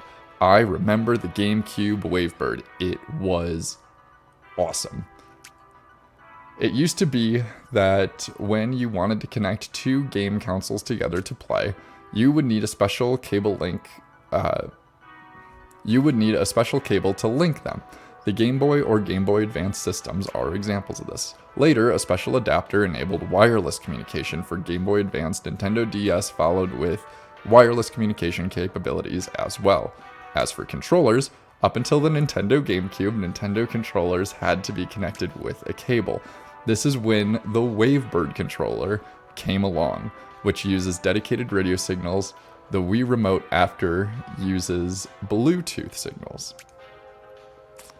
A similar shift can be seen with regard to internet connections. Nintendo GameCube had to be connected to the internet via LAN cable. After this, Nintendo DS and Wii went on to use Wi-Fi technology. Starting from the 2000s, the number of Nintendo devices utilizing wireless communication steadily increased. Not gonna lie to you, I didn't even know you could connect the GameCube to the internet. Time for a quiz. Perfect score. Quiz master over here. Micro SD Express memory cards. A micro SD Express memory card can be used to save various Nintendo Switch 2 data. Downloaded games as well as photos and videos taken with the capture button are saved to this card. It's a handy thing to have if you run out of system memory. You can use a micro SD card on the Nintendo Switch console, but only a micro SD Express card will work on the Nintendo Switch 2 console. You'll find a place for it in the spot where you can pull out the stand. You just need to insert the card into the slot marked micro SD Express, and you should be good to go. More pins. Let's take a closer look at the micro SD express card. While it may look similar to a micro SD card, there are key differences. You should notice once you flip it over, it has a lot more pins. With these pins, data can be read and written in a new way. But since the original pins are still there, it can even work as a micro SD card. It actually is compatible with the Nintendo Switch consoles. A new way to read and write data. With the microSD Express card, the Nintendo Switch 2 console has a new way to read and write data, compared to when you use a microSD card on a Nintendo Switch console. Assuming a buffer size of 4 megabytes, the read speed will be about 8 times faster. However, different cards will typically read and write at different speeds. Some games may be doing more in the background than just loading, which means loading speeds may not always be around 8 times faster. Reading and writing speeds are getting faster. Micro SD Express cards only. The Nintendo Switch 2 console only accepts a specific type of card, and that's the Micro SD Express card. Take note that the Micro SD cards won't work. The Nintendo Switch 2 console takes advantage of the speed at which Micro SD Express cards read and write data. And we'd like you to benefit from this extra speed as you enjoy new games, although that's not to say that micro SD cards are completely unusable. If you still have photos and images saved to micro SD cards that was used on Nintendo Switch console, you can copy the data from the micro SD card to the Nintendo Switch 2 console's system memory. Less likely to get hot. Micro SD Express card is fast. In fact, because it sends signals so quickly, it tends to get hot, naturally. We tried as much as we can to avoid heat buildup. We thought about where to place the microSD Express card slot and decided to put it near one of the air inlets to help keep it cool. On top of that, we kept the microSD Express card slot farther away from other parts of the console that are likely to get hot. We even applied graphite sheets to the microSD Express card slot. These sheets are very effective at transferring heat. The sheets help spread heat around, which keeps the area cool. Quiz time. Another perfect score. Amazing. You again. This lady follows me everywhere, man. Oh, before I forget, I'd like to introduce you to my associate here. He's been with you like the whole time. How are you just now introducing me? Let me explain. He's actually my personal assistant. He's always by my side jotting down notes, though to be honest, I have no idea what he's taking notes on. He's a bit on the quiet side, but on the inside he holds a blazing passion. We're conducting an inspection of the venue at the moment. Great. Hey, we got a minigame. Quickly fit shapes into slots. Easy.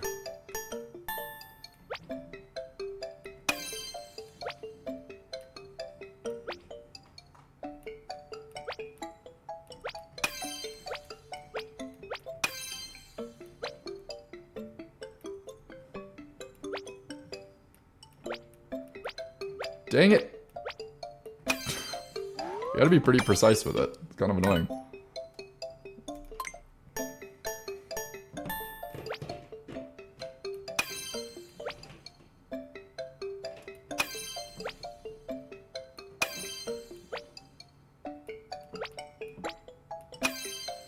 Oh, I think we got it. Yep, nailed it. In terms of performance, the Nintendo Switch 2 console is several times better than the Nintendo Switch console. Naturally, this means it requires more power. We've done our best to reduce the amount of power it uses, of course. But even after optimizing the console, we needed to get it more powerful. If we had just used the same battery that's used in the Nintendo Switch, you wouldn't be able to use the Nintendo Switch 2 for very long. So the Nintendo Switch 2, we've opted for a different battery. This new 5220 mAh battery has 1.2x the capacity of the old one. mAh stands for milliampere hours. I'm unfamiliar with these battery terms. An increase of 1.2x doesn't mean you'll be able to use the console for 1.2 times longer, but we did our best to maximize the time that you can play on it. Battery longevity. We believe that video game consoles should be long-term companions. We'd like you to be able to keep on using the game for many years to come. That's why we did our best to make sure that the Nintendo Switch 2 console's battery lasts a long time. There are a few things that we did to achieve this. We've purposefully tried to ensure that the battery doesn't get too much power when it's charged. If it did, the energy output would be slightly weakened, and the battery could begin to degrade. Also, it's easy to damage a battery with fast charging, so we've done our best to prevent this. Our focus was on how many times the console can be charged. We want it to be able to be charged even more times than a smart device.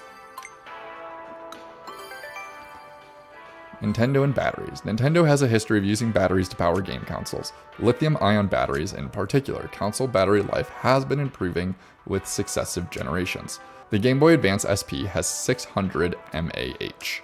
Nintendo DS, 850 mAh. Nintendo 3DS, 1300 mAh. Nintendo Switch, 4310 mAh. And Nintendo Switch 2 has 5220 mAh. Incidentally, the Game Boy and Game Boy Advance systems used dry cell batteries. In those days, if you ran out of battery while playing, you had to throw away the dry cell batteries and buy new ones. We called them AA's. Time to take a quiz. Perfect score. Easy. Nintendo Switch 2 screen can produce very vivid colors, a deep, vibrant red, for instance. In order to produce such rich colors, a very thick color filter is used. However, when you use a thick color filter, the resulting image will be darker. If you compensate for this with more brightness, the battery will drain more quickly. We didn't want to compromise on battery life, so instead, to keep the image from getting too dark, we made the shining dots, pixels, as large as they could possibly be. We also made other customizations along these lines. Liquid crystal display. The Nintendo Switch 2 screen uses a liquid crystal display. It works in much the same way as the Nintendo Switch console screen, but it's much brighter and more vivid than the Nintendo Switch console screen. Also, the Nintendo Switch OLED model screen uses an OLED system. OLED screens are very vivid, but Nintendo Switch 2 console's LCD screen is also quite striking.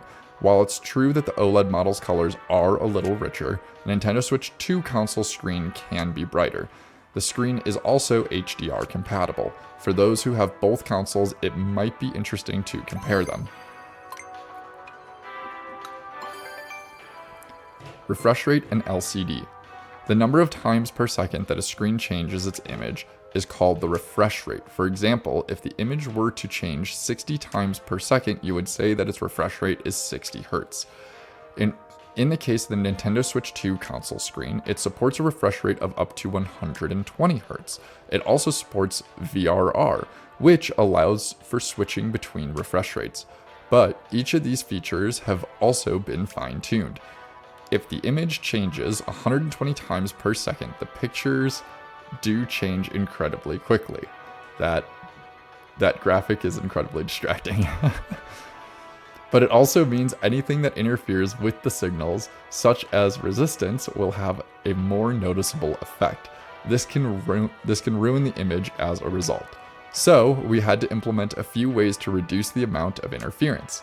Conversely, when there are fewer pictures changing per second, the colors gradually fade and the image gets darker. So we had to find a way to ensure that the colors don't fade easily.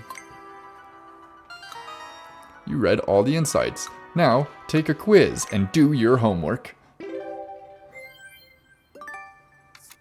Yet another perfect score. A bigger screen.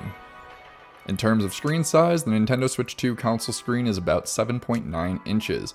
Compare this with the Nintendo Switch console's 6.2-inch screen, and the 7-inch screen of the OLED model.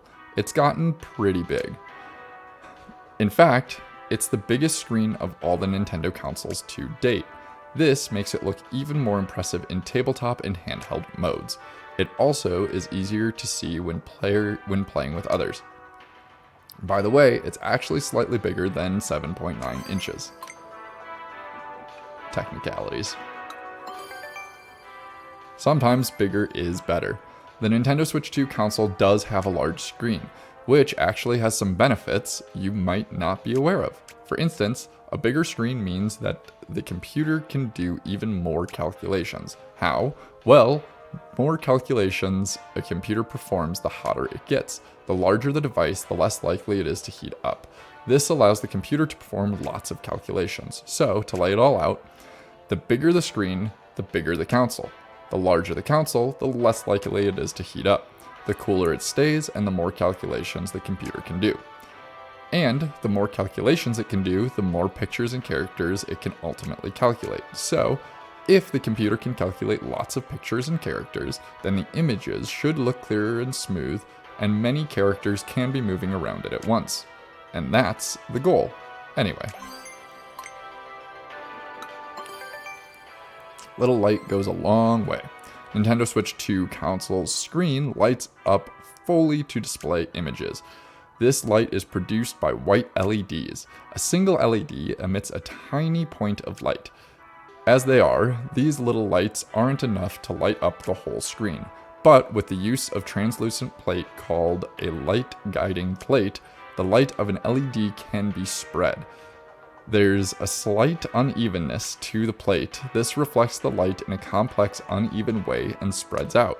In this way, by lining up a bunch of LEDs next to the plate, the entire screen can light up.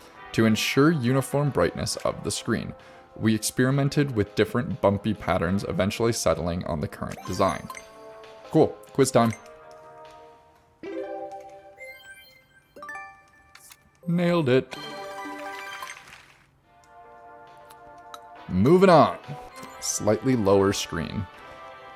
One thing about the Nintendo Switch 2 console screen is that it's actually at a slightly different depth from the area around it. How slight, you ask? Well, the screen is deeper by about the thickness of a piece of printer paper. It's barely noticeable, but this height difference helps prevent the screen from coming into contact with the floor or other surfaces. That's nice. Thinner screen. One thing about the Nintendo Switch 2 console screen is it's made up of many overlapping parts. There's the LCD liquid crystal display, and a shatter-resistant film, a screen cover, transparent plastic, 2 polarizing plates, 2 pieces of glass, a touch sensor, a light guiding plate, an LED film, and so on. With all of these parts layered on top of each other, there was a risk of the screen becoming too thick. There wouldn't have been space left for other parts. So, we made the cover out of a thin tempered glass. For other parts, we chose the thinnest possible ones that we could find. Basically, we designed the screen to be as thin as possible. A long, thin IC. Often, on the inside of a computer, there's a computer component called an IC, integrated circuit. It's typically square-shaped. As for the IC that controls the Nintendo Switch 2 console's screen and touch input, it's pretty thin, measuring about 30 millimeters by 1 millimeter. It has to control more than 20 million dots called pixels, 1,920 horizontally and 1,080 vertically, as well as over 900 touch sensors. It uses over 3,000 wires to achieve this. In order to be able to attach all of the terminals connecting so many wires, the IC had to be long and thin. Aw, heck yeah, another quiz. Did we do it? Of course we did. This lady again. You've read a truly staggering number of insights. Perhaps I'll share some tidbits about the tech demos. Did you know that if you press and hold B during the HDR fireworks demo, you can launch a different kind of firework? In the super resolution demo, you can use R to toggle between images instantly. And lastly, in the HD Rumble 2 motorcycle demo, you can press L or R to honk the horn. To tell you the truth, I wasn't aware of these either. The staff just told me. 3D sound. When you play games that support surround sound on Nintendo Switch 2, you can enjoy 3D sound, whether it's coming from the Nintendo Switch 2 console speaker or from a pair of headphones. This works not just for Nintendo Switch 2 games, but for Nintendo Switch games as well. You might even hear sound coming from places where there aren't any speakers. 3D sound with headphones. When you're listening to 3D sound with headphones connected to the Nintendo Switch 2 console, the game's sounds are processed to make it seem like they're coming from different directions. For example, if a sound is meant to be coming from the right side in-game, you'll hear that sound in your right ear slightly sooner. The left-right balance is calculated to reach your ears at the same time. This means that there's a slight delay before the sound comes out of the left and right sides of the headphone. And that's not all. We used a dummy head microphone to simulate how sound changes based on several factors, including how it bounces around the external ear in complex ways, how it reverberates through the head, and so on. As a result, it will give the impression that the sound is coming from somewhere else. 3D sound with the console speakers. As for 3D sound coming from the Nintendo Switch 2 console speakers, it doesn't work the same way as it does with headphones. On a pair of headphones, sounds from the left and right can be played to each respective ear. In the case of speakers though, you would still hear sounds from the right speaker in your left ear and vice versa. The sounds would mix and jumble, making it difficult to hear. So the console speakers employ a certain trick. They cancel out the sound that reaches your opposite ear. So, when sound that would reach your left ear plays from the right speaker, complex signals play along with it to cancel that sound out. As a result, sounds from the left will only reach the left ear and sounds from the right will only reach the right ear. Nailed it. Okay, moving on. Let's try this demo down here. Yep, gotta use it in handheld mode. So I'll do my best for you guys. This is what this one looks like. It's like a helicopter flying in from like one side of the screen, and yeah. So basically it's trying to show that like you'll hear the helicopter on this side of the screen when it's on this side of the screen. You'll hear the helicopter on this side of the screen when it's on this side of the screen. Hey, you flew that chopper like a pro. Do you have your license or something? Let's learn about a fan. Electronic devices get hot. Some electronic devices can heat up the longer they run. They can get particularly hot when performing fast calculations, communicating rapidly, or running while being charged. And using devices that are hot to the touch definitely isn't fun. But that's not the only problem. If the parts are too hot, the device itself may fail to work properly. Some parts could even break completely. To ensure that this doesn't happen, Nintendo Switch 2 cools down parts in different ways so they don't get too hot. A quiet fan. Nintendo Switch 2 console does its best to keep itself from heating up. One way it does this is with a built-in fan. This fan funnels air into the console and blows it at different parts. The hot air is then pushed out to keep things cool. The fan isn't always running though. First, it uses the temperature sensor to check how hot the console is. If it's hot, the fan runs at high speeds, but if it's not too hot, it only spins a little. At low speeds, the fan will be so quiet you can barely hear it. Try putting your ear up to the fan and listening for yourself. Air flows to the front and back. Nintendo Switch 2 console contains a circuit board. The components on the circuit board generate heat. These need to be cooled down. To do this, air flows to both the front and back of the circuit board. Both sides are directly connected via the air inlet. And the fan draws in air, ventilating both the front and back. And so, the components on both the front and back of the circuit board can be safely cooled. Easy airflow. Nintendo Switch 2 console with air. The airflow needs to be as smooth as possible. With good airflow, the fan doesn't have to push itself to high speeds. Air inlets were made on the underside to let air straight in. At the outlet, the air comes straight out unobscured. Thanks to this and the console's more powerful fan, Nintendo Switch 2 provides roughly twice the airflow of Nintendo Switch. Time to take a quiz. Cool, crushed it. Moving on. Heat sensitive. One thing about the Nintendo Switch 2 console system memory is that it's susceptible to heat. The system memory should be kept as cool as possible. That's why it's been positioned close to one of the air inlets. What's more, we made sure that it was near other parts that heat up. And there's one last thing.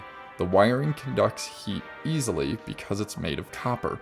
So we gave the system memory its own spot, away from any wiring. This reduces transferred heat. And as a result, the system memory is protected from heat. Heat is spread evenly. Inside the Nintendo Switch 2 console, it's normal for parts to get hot, but some parts are difficult to cool down with air alone. We used a couple different materials to solve this, the first being graphite sheets, and the second, a substance called thermal grease, both of which are good at conducting heat. By using these, heat is evenly distributed across the parts that get hot, so that they only become a little warm. Because a lot of air gets to this warmer area, the console can easily be cooled. Graphite sheets have been attached to plastic on the back, as well as to other parts, such as the microSD express memory card slot. The thermal grease, meanwhile, is used for the main computer.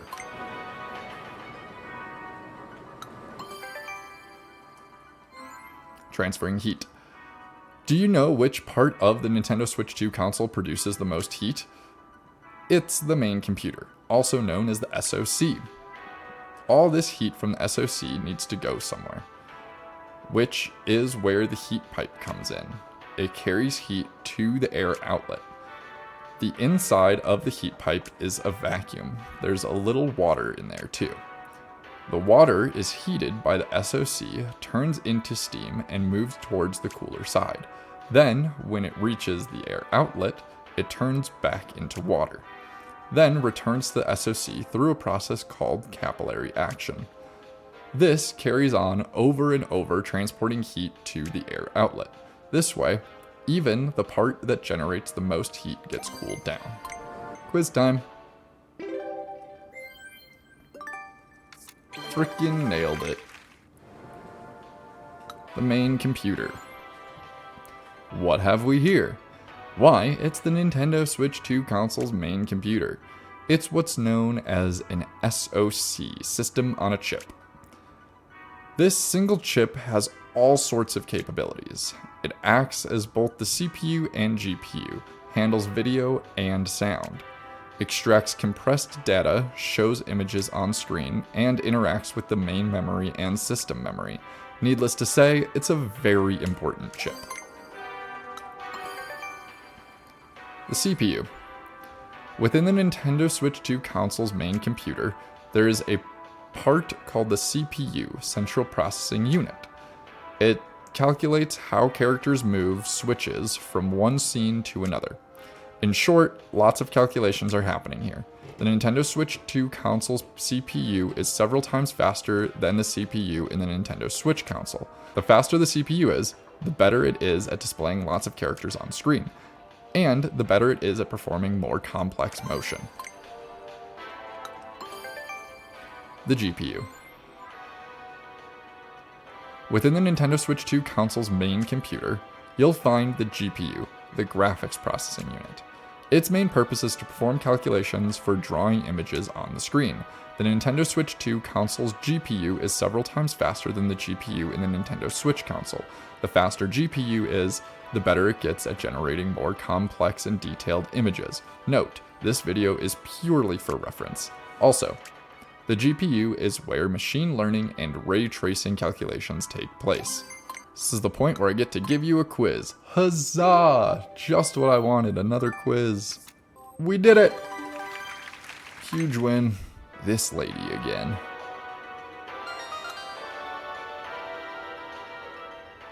Really? You're almost done with all the quizzes. Oh, thank goodness. Sharper, more detailed picture.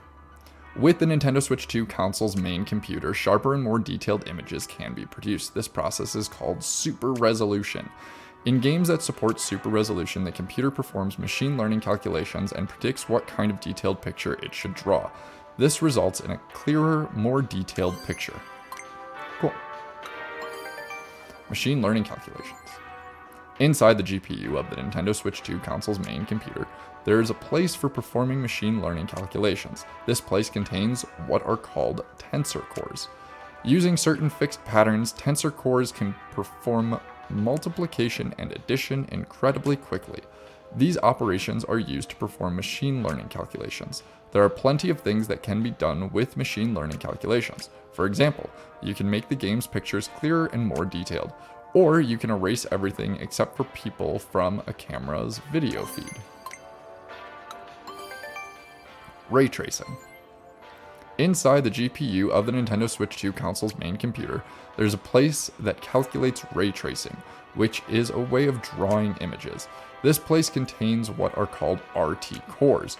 RT cores can calculate whether or not there's light hitting polygons, and it does this incredibly quickly in games that use ray tracing. These calculations can be used to simulate light reflections and make images look more realistic.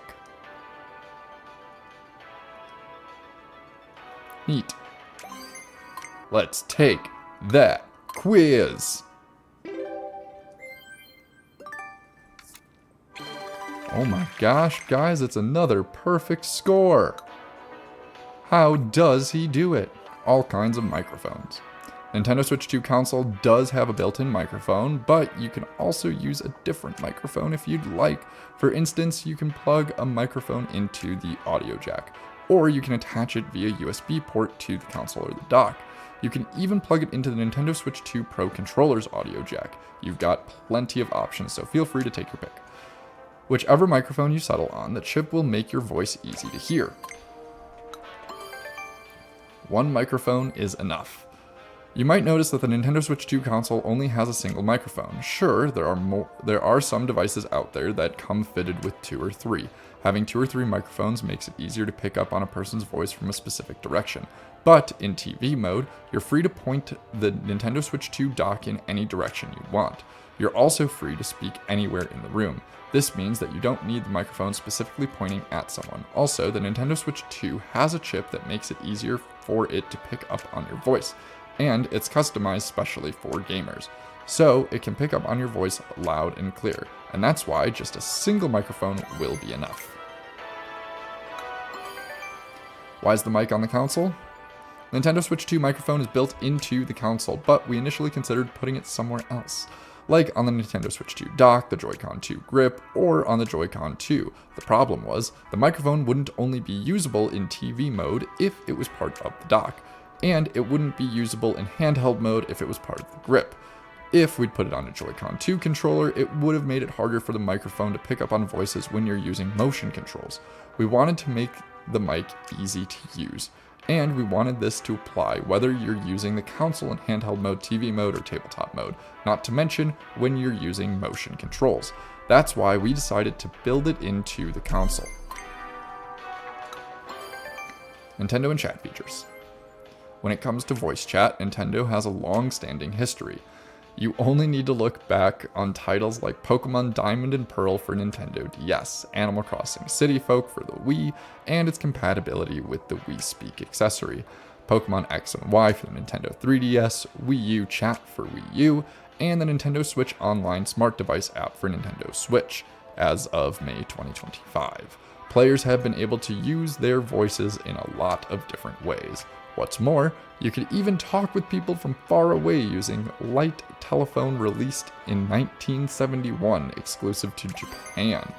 You won't mind if I spring a quiz on you, right? Hit me with it. Perfect freaking score. Hey, here's a minigame. Let's play it.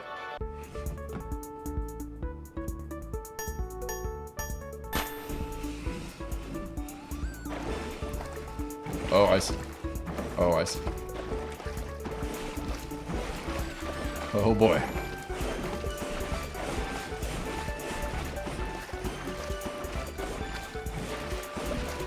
There we go. That's better. That's better. Okay. All right. I didn't know how the game worked at first. Let's try that again.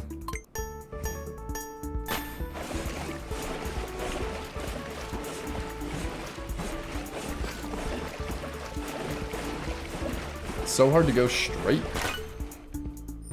Whew. Got it. All right. All right. Main memory versus system memory. There are two kinds of memory at play here. One is main memory and the other is system memory. Both types of memory read and write data, but they're actually different from one another. Main memory is read from and written to faster, but the data is lost when the Nintendo Switch 2 console is powered off. System memory, however, has slower read and write operations, but the data is retained when the console is powered off. For that reason, the main computer uses main memory when it needs to read and write faster. However, it uses the console system memory to store downloaded games. For example, the downloaded games on the console system memory are loaded into the main memory before the main computer begins to read and write. Each memory type does the work it's best suited for. Bigger main memory. Nintendo Switch 2 console's main memory loads programs and data from the console system memory. Main memory can also be used to store the results of the main computer's calculations. The Nintendo Switch 2 system's main memory is 3 times larger than that of the Nintendo Switch's. This can be used to display more character models and create larger worlds. Faster main memory.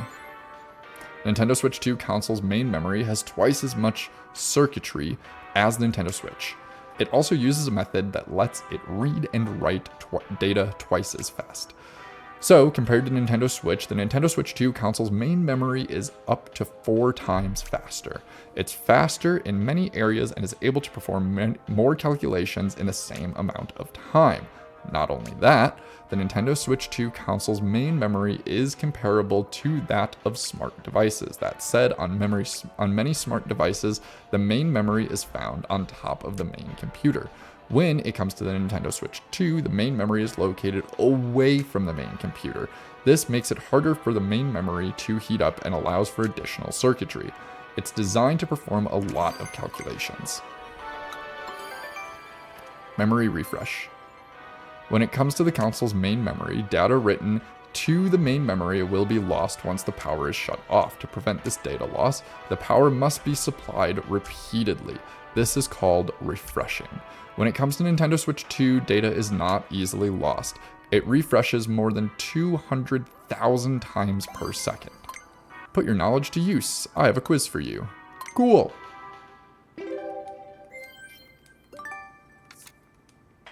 There it is, ladies and gentlemen, another perfect score. Let's learn about some game data. 256 gigabytes. Plenty of things can be stored in the Nintendo Switch 2 system memory, from game save data and downloaded games to photos and videos taken with the capture button. It has a capacity of 256 gigabytes. That's 8 times more than the system memory of the Nintendo Switch, 4 times more than the OLED model. This means it's easier to add games that take up more space. What's fastest? When it comes to reading from and writing to the system memory, Nintendo Switch 2 works differently from Nintendo Switch. Assuming a buffer size of 4 megabytes, Nintendo Switch 2 can read and write roughly 8 times faster than its predecessor. However, some games may be doing more in the background than just loading, so the loading speed isn't guaranteed to be around 8 times faster. Also, out of all the storage mediums that hold game data, it's the system memory that can read the fastest. It's even faster than a game card or a micro SD Express memory card. Nintendo and saving downloaded games. Nintendo has a long history of letting you save games in the form of downloads. The Wii, 2006. Nintendo DSi, 2009. Nintendo 3DS, 2011, saved to an SD card. The Wii U 2012 was 8 gigabytes, 32 gigabytes.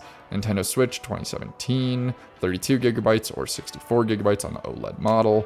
And let's not forget about Satellite View 1995 saved a 0.001 gigabyte memory pack.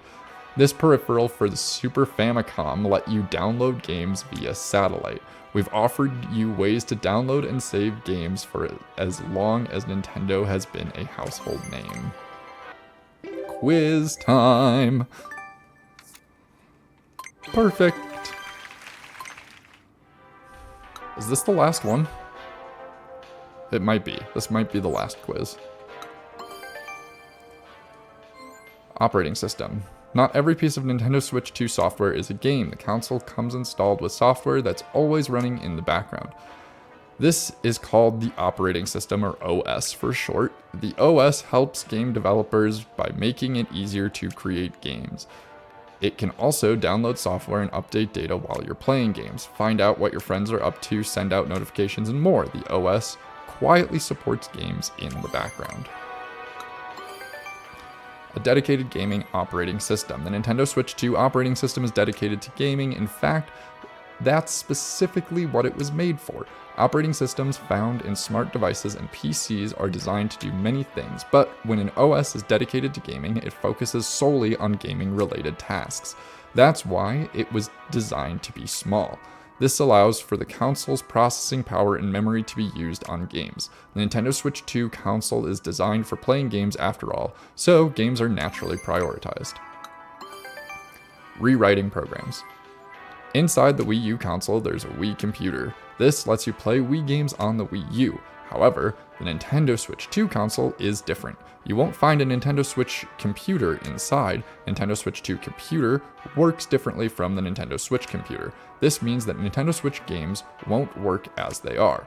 Despite this, you can still play Nintendo Switch games on the Nintendo Switch 2. How is this possible? Well, when you play a Nintendo Switch game, the OS adapts it to the Nintendo Switch 2 console works. It does so by rewriting the Nintendo Switch program, such as shader binaries on the fly. When you play a Nintendo Switch game, the Nintendo Switch 2 OS is rewriting things in the background. By the way, because you're playing Nintendo Switch game on Nintendo Switch 2, which is not using the Nintendo Switch computer, you may notice some improved performances such as faster loading times and smoother gameplay. This is true. I tried it with Pokemon Scarlet. It is way better. Firmware. This isn't strictly related to the operating system, but there are a number of different computers inside the Nintendo Switch 2 console and its accessories. The main computer is just one of them. For example, the Joy-Con 2 controllers and dock each contain their own computers. In fact, every single game card contains a computer. Not only that, each computer has its own software that runs it. This software is called firmware. Because the Nintendo Switch 2 console is designated for playing games, we customized each piece of firmware to make it easier to use with the games. In other words, each Joy-Con 2 controller, dock, and game card runs its own custom firmware. Nintendo and operating systems. Nintendo game consoles have had their own operating systems for some time. Ever since Wii, in fact. Nintendo 64 and Nintendo DS have also had operating systems. But in these cases, the OS is mainly included in the game software. Since the release of the Wii, the OS has been installed on the console instead of running in the background. It has performed all sorts of functions to improve your gameplay experience. For example, Wii Connect 24 for Wii, Street Pass and Spot Pass for Nintendo 3DS, Miniverse for the Wii U, switching between TV mode, tabletop mode, and handheld mode on the Nintendo Switch, and so on. Operating systems have been installed on the Nintendo game console since the Wii. And it is time for another quiz, possibly the final quiz. And that, my friends, is, say it with me, another time that we got another perfect score. Yay! Hopefully it's the last quiz. Nice. That's it. We did it. We got all the stamps. Oh, shoot. New area unlocked? Did you get all the stamps in Area L? Sure did.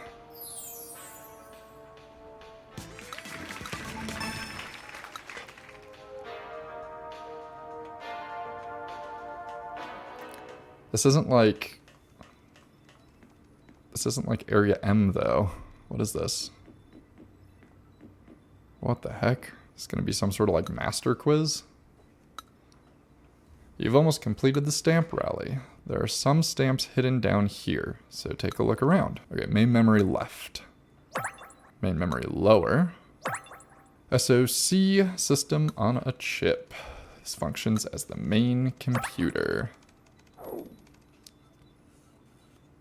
Alright, lady that's been following me the whole time. What do you got for me? Did you get all the stamps? Let me check your map. I certainly did. Couldn't be here right now if I hadn't. Marvelous, they're all here. But it's not over yet. Crap, I have one last challenge for you. Are you ready to take on the Nintendo Switch 2 Welcome Tour Final Quiz? I frickin' knew it, man. Okay, here we go. Nintendo Switch 2 Welcome Tour. Question 1.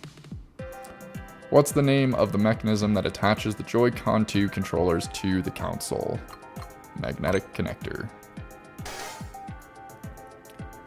How many USB Type-C connectors does the Switch 2 console have? 2. Question 3. What's the name of the button on the Joy-Con 2 right that opens game chat? Oh, the C button? Question 4. Which of the following parts has a stamp that can be found in the Joy-Con 2 right area? Rumble Pack, Nintendo DS Rumble Pack, HD Rumble 2. Yeah, I think so.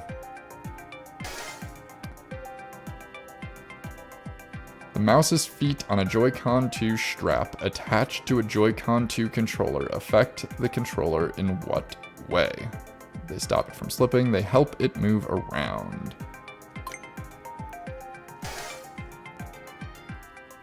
Which of the following is present on the Nintendo Switch 2 dock? An HDMI port. What happens when you turn the slider for the Nintendo Switch 2 camera's privacy shutter? Camera sprints away, the camera zooms in, the lens is covered up.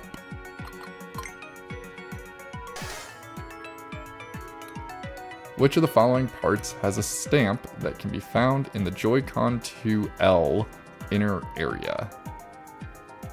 Capture button. What's located right in the middle of the Joy-Con 2's grip? Oh, Nintendo Switch 2 logo, yeah. Which of the following cannot be found on the Nintendo Switch 2 Pro controller? LR buttons, GR buttons, the SR buttons, ZR buttons. Yeah, it's the SR buttons. Those are the wheel, I believe. What is the shape of the Joy-Con 2 wheel? It's a wheel, man. It's circular. The following is located at the very end of the Nintendo Switch 2 console inner area. It's got to be the SoC. Final question. This exhibition commemorates the release of which Nintendo console?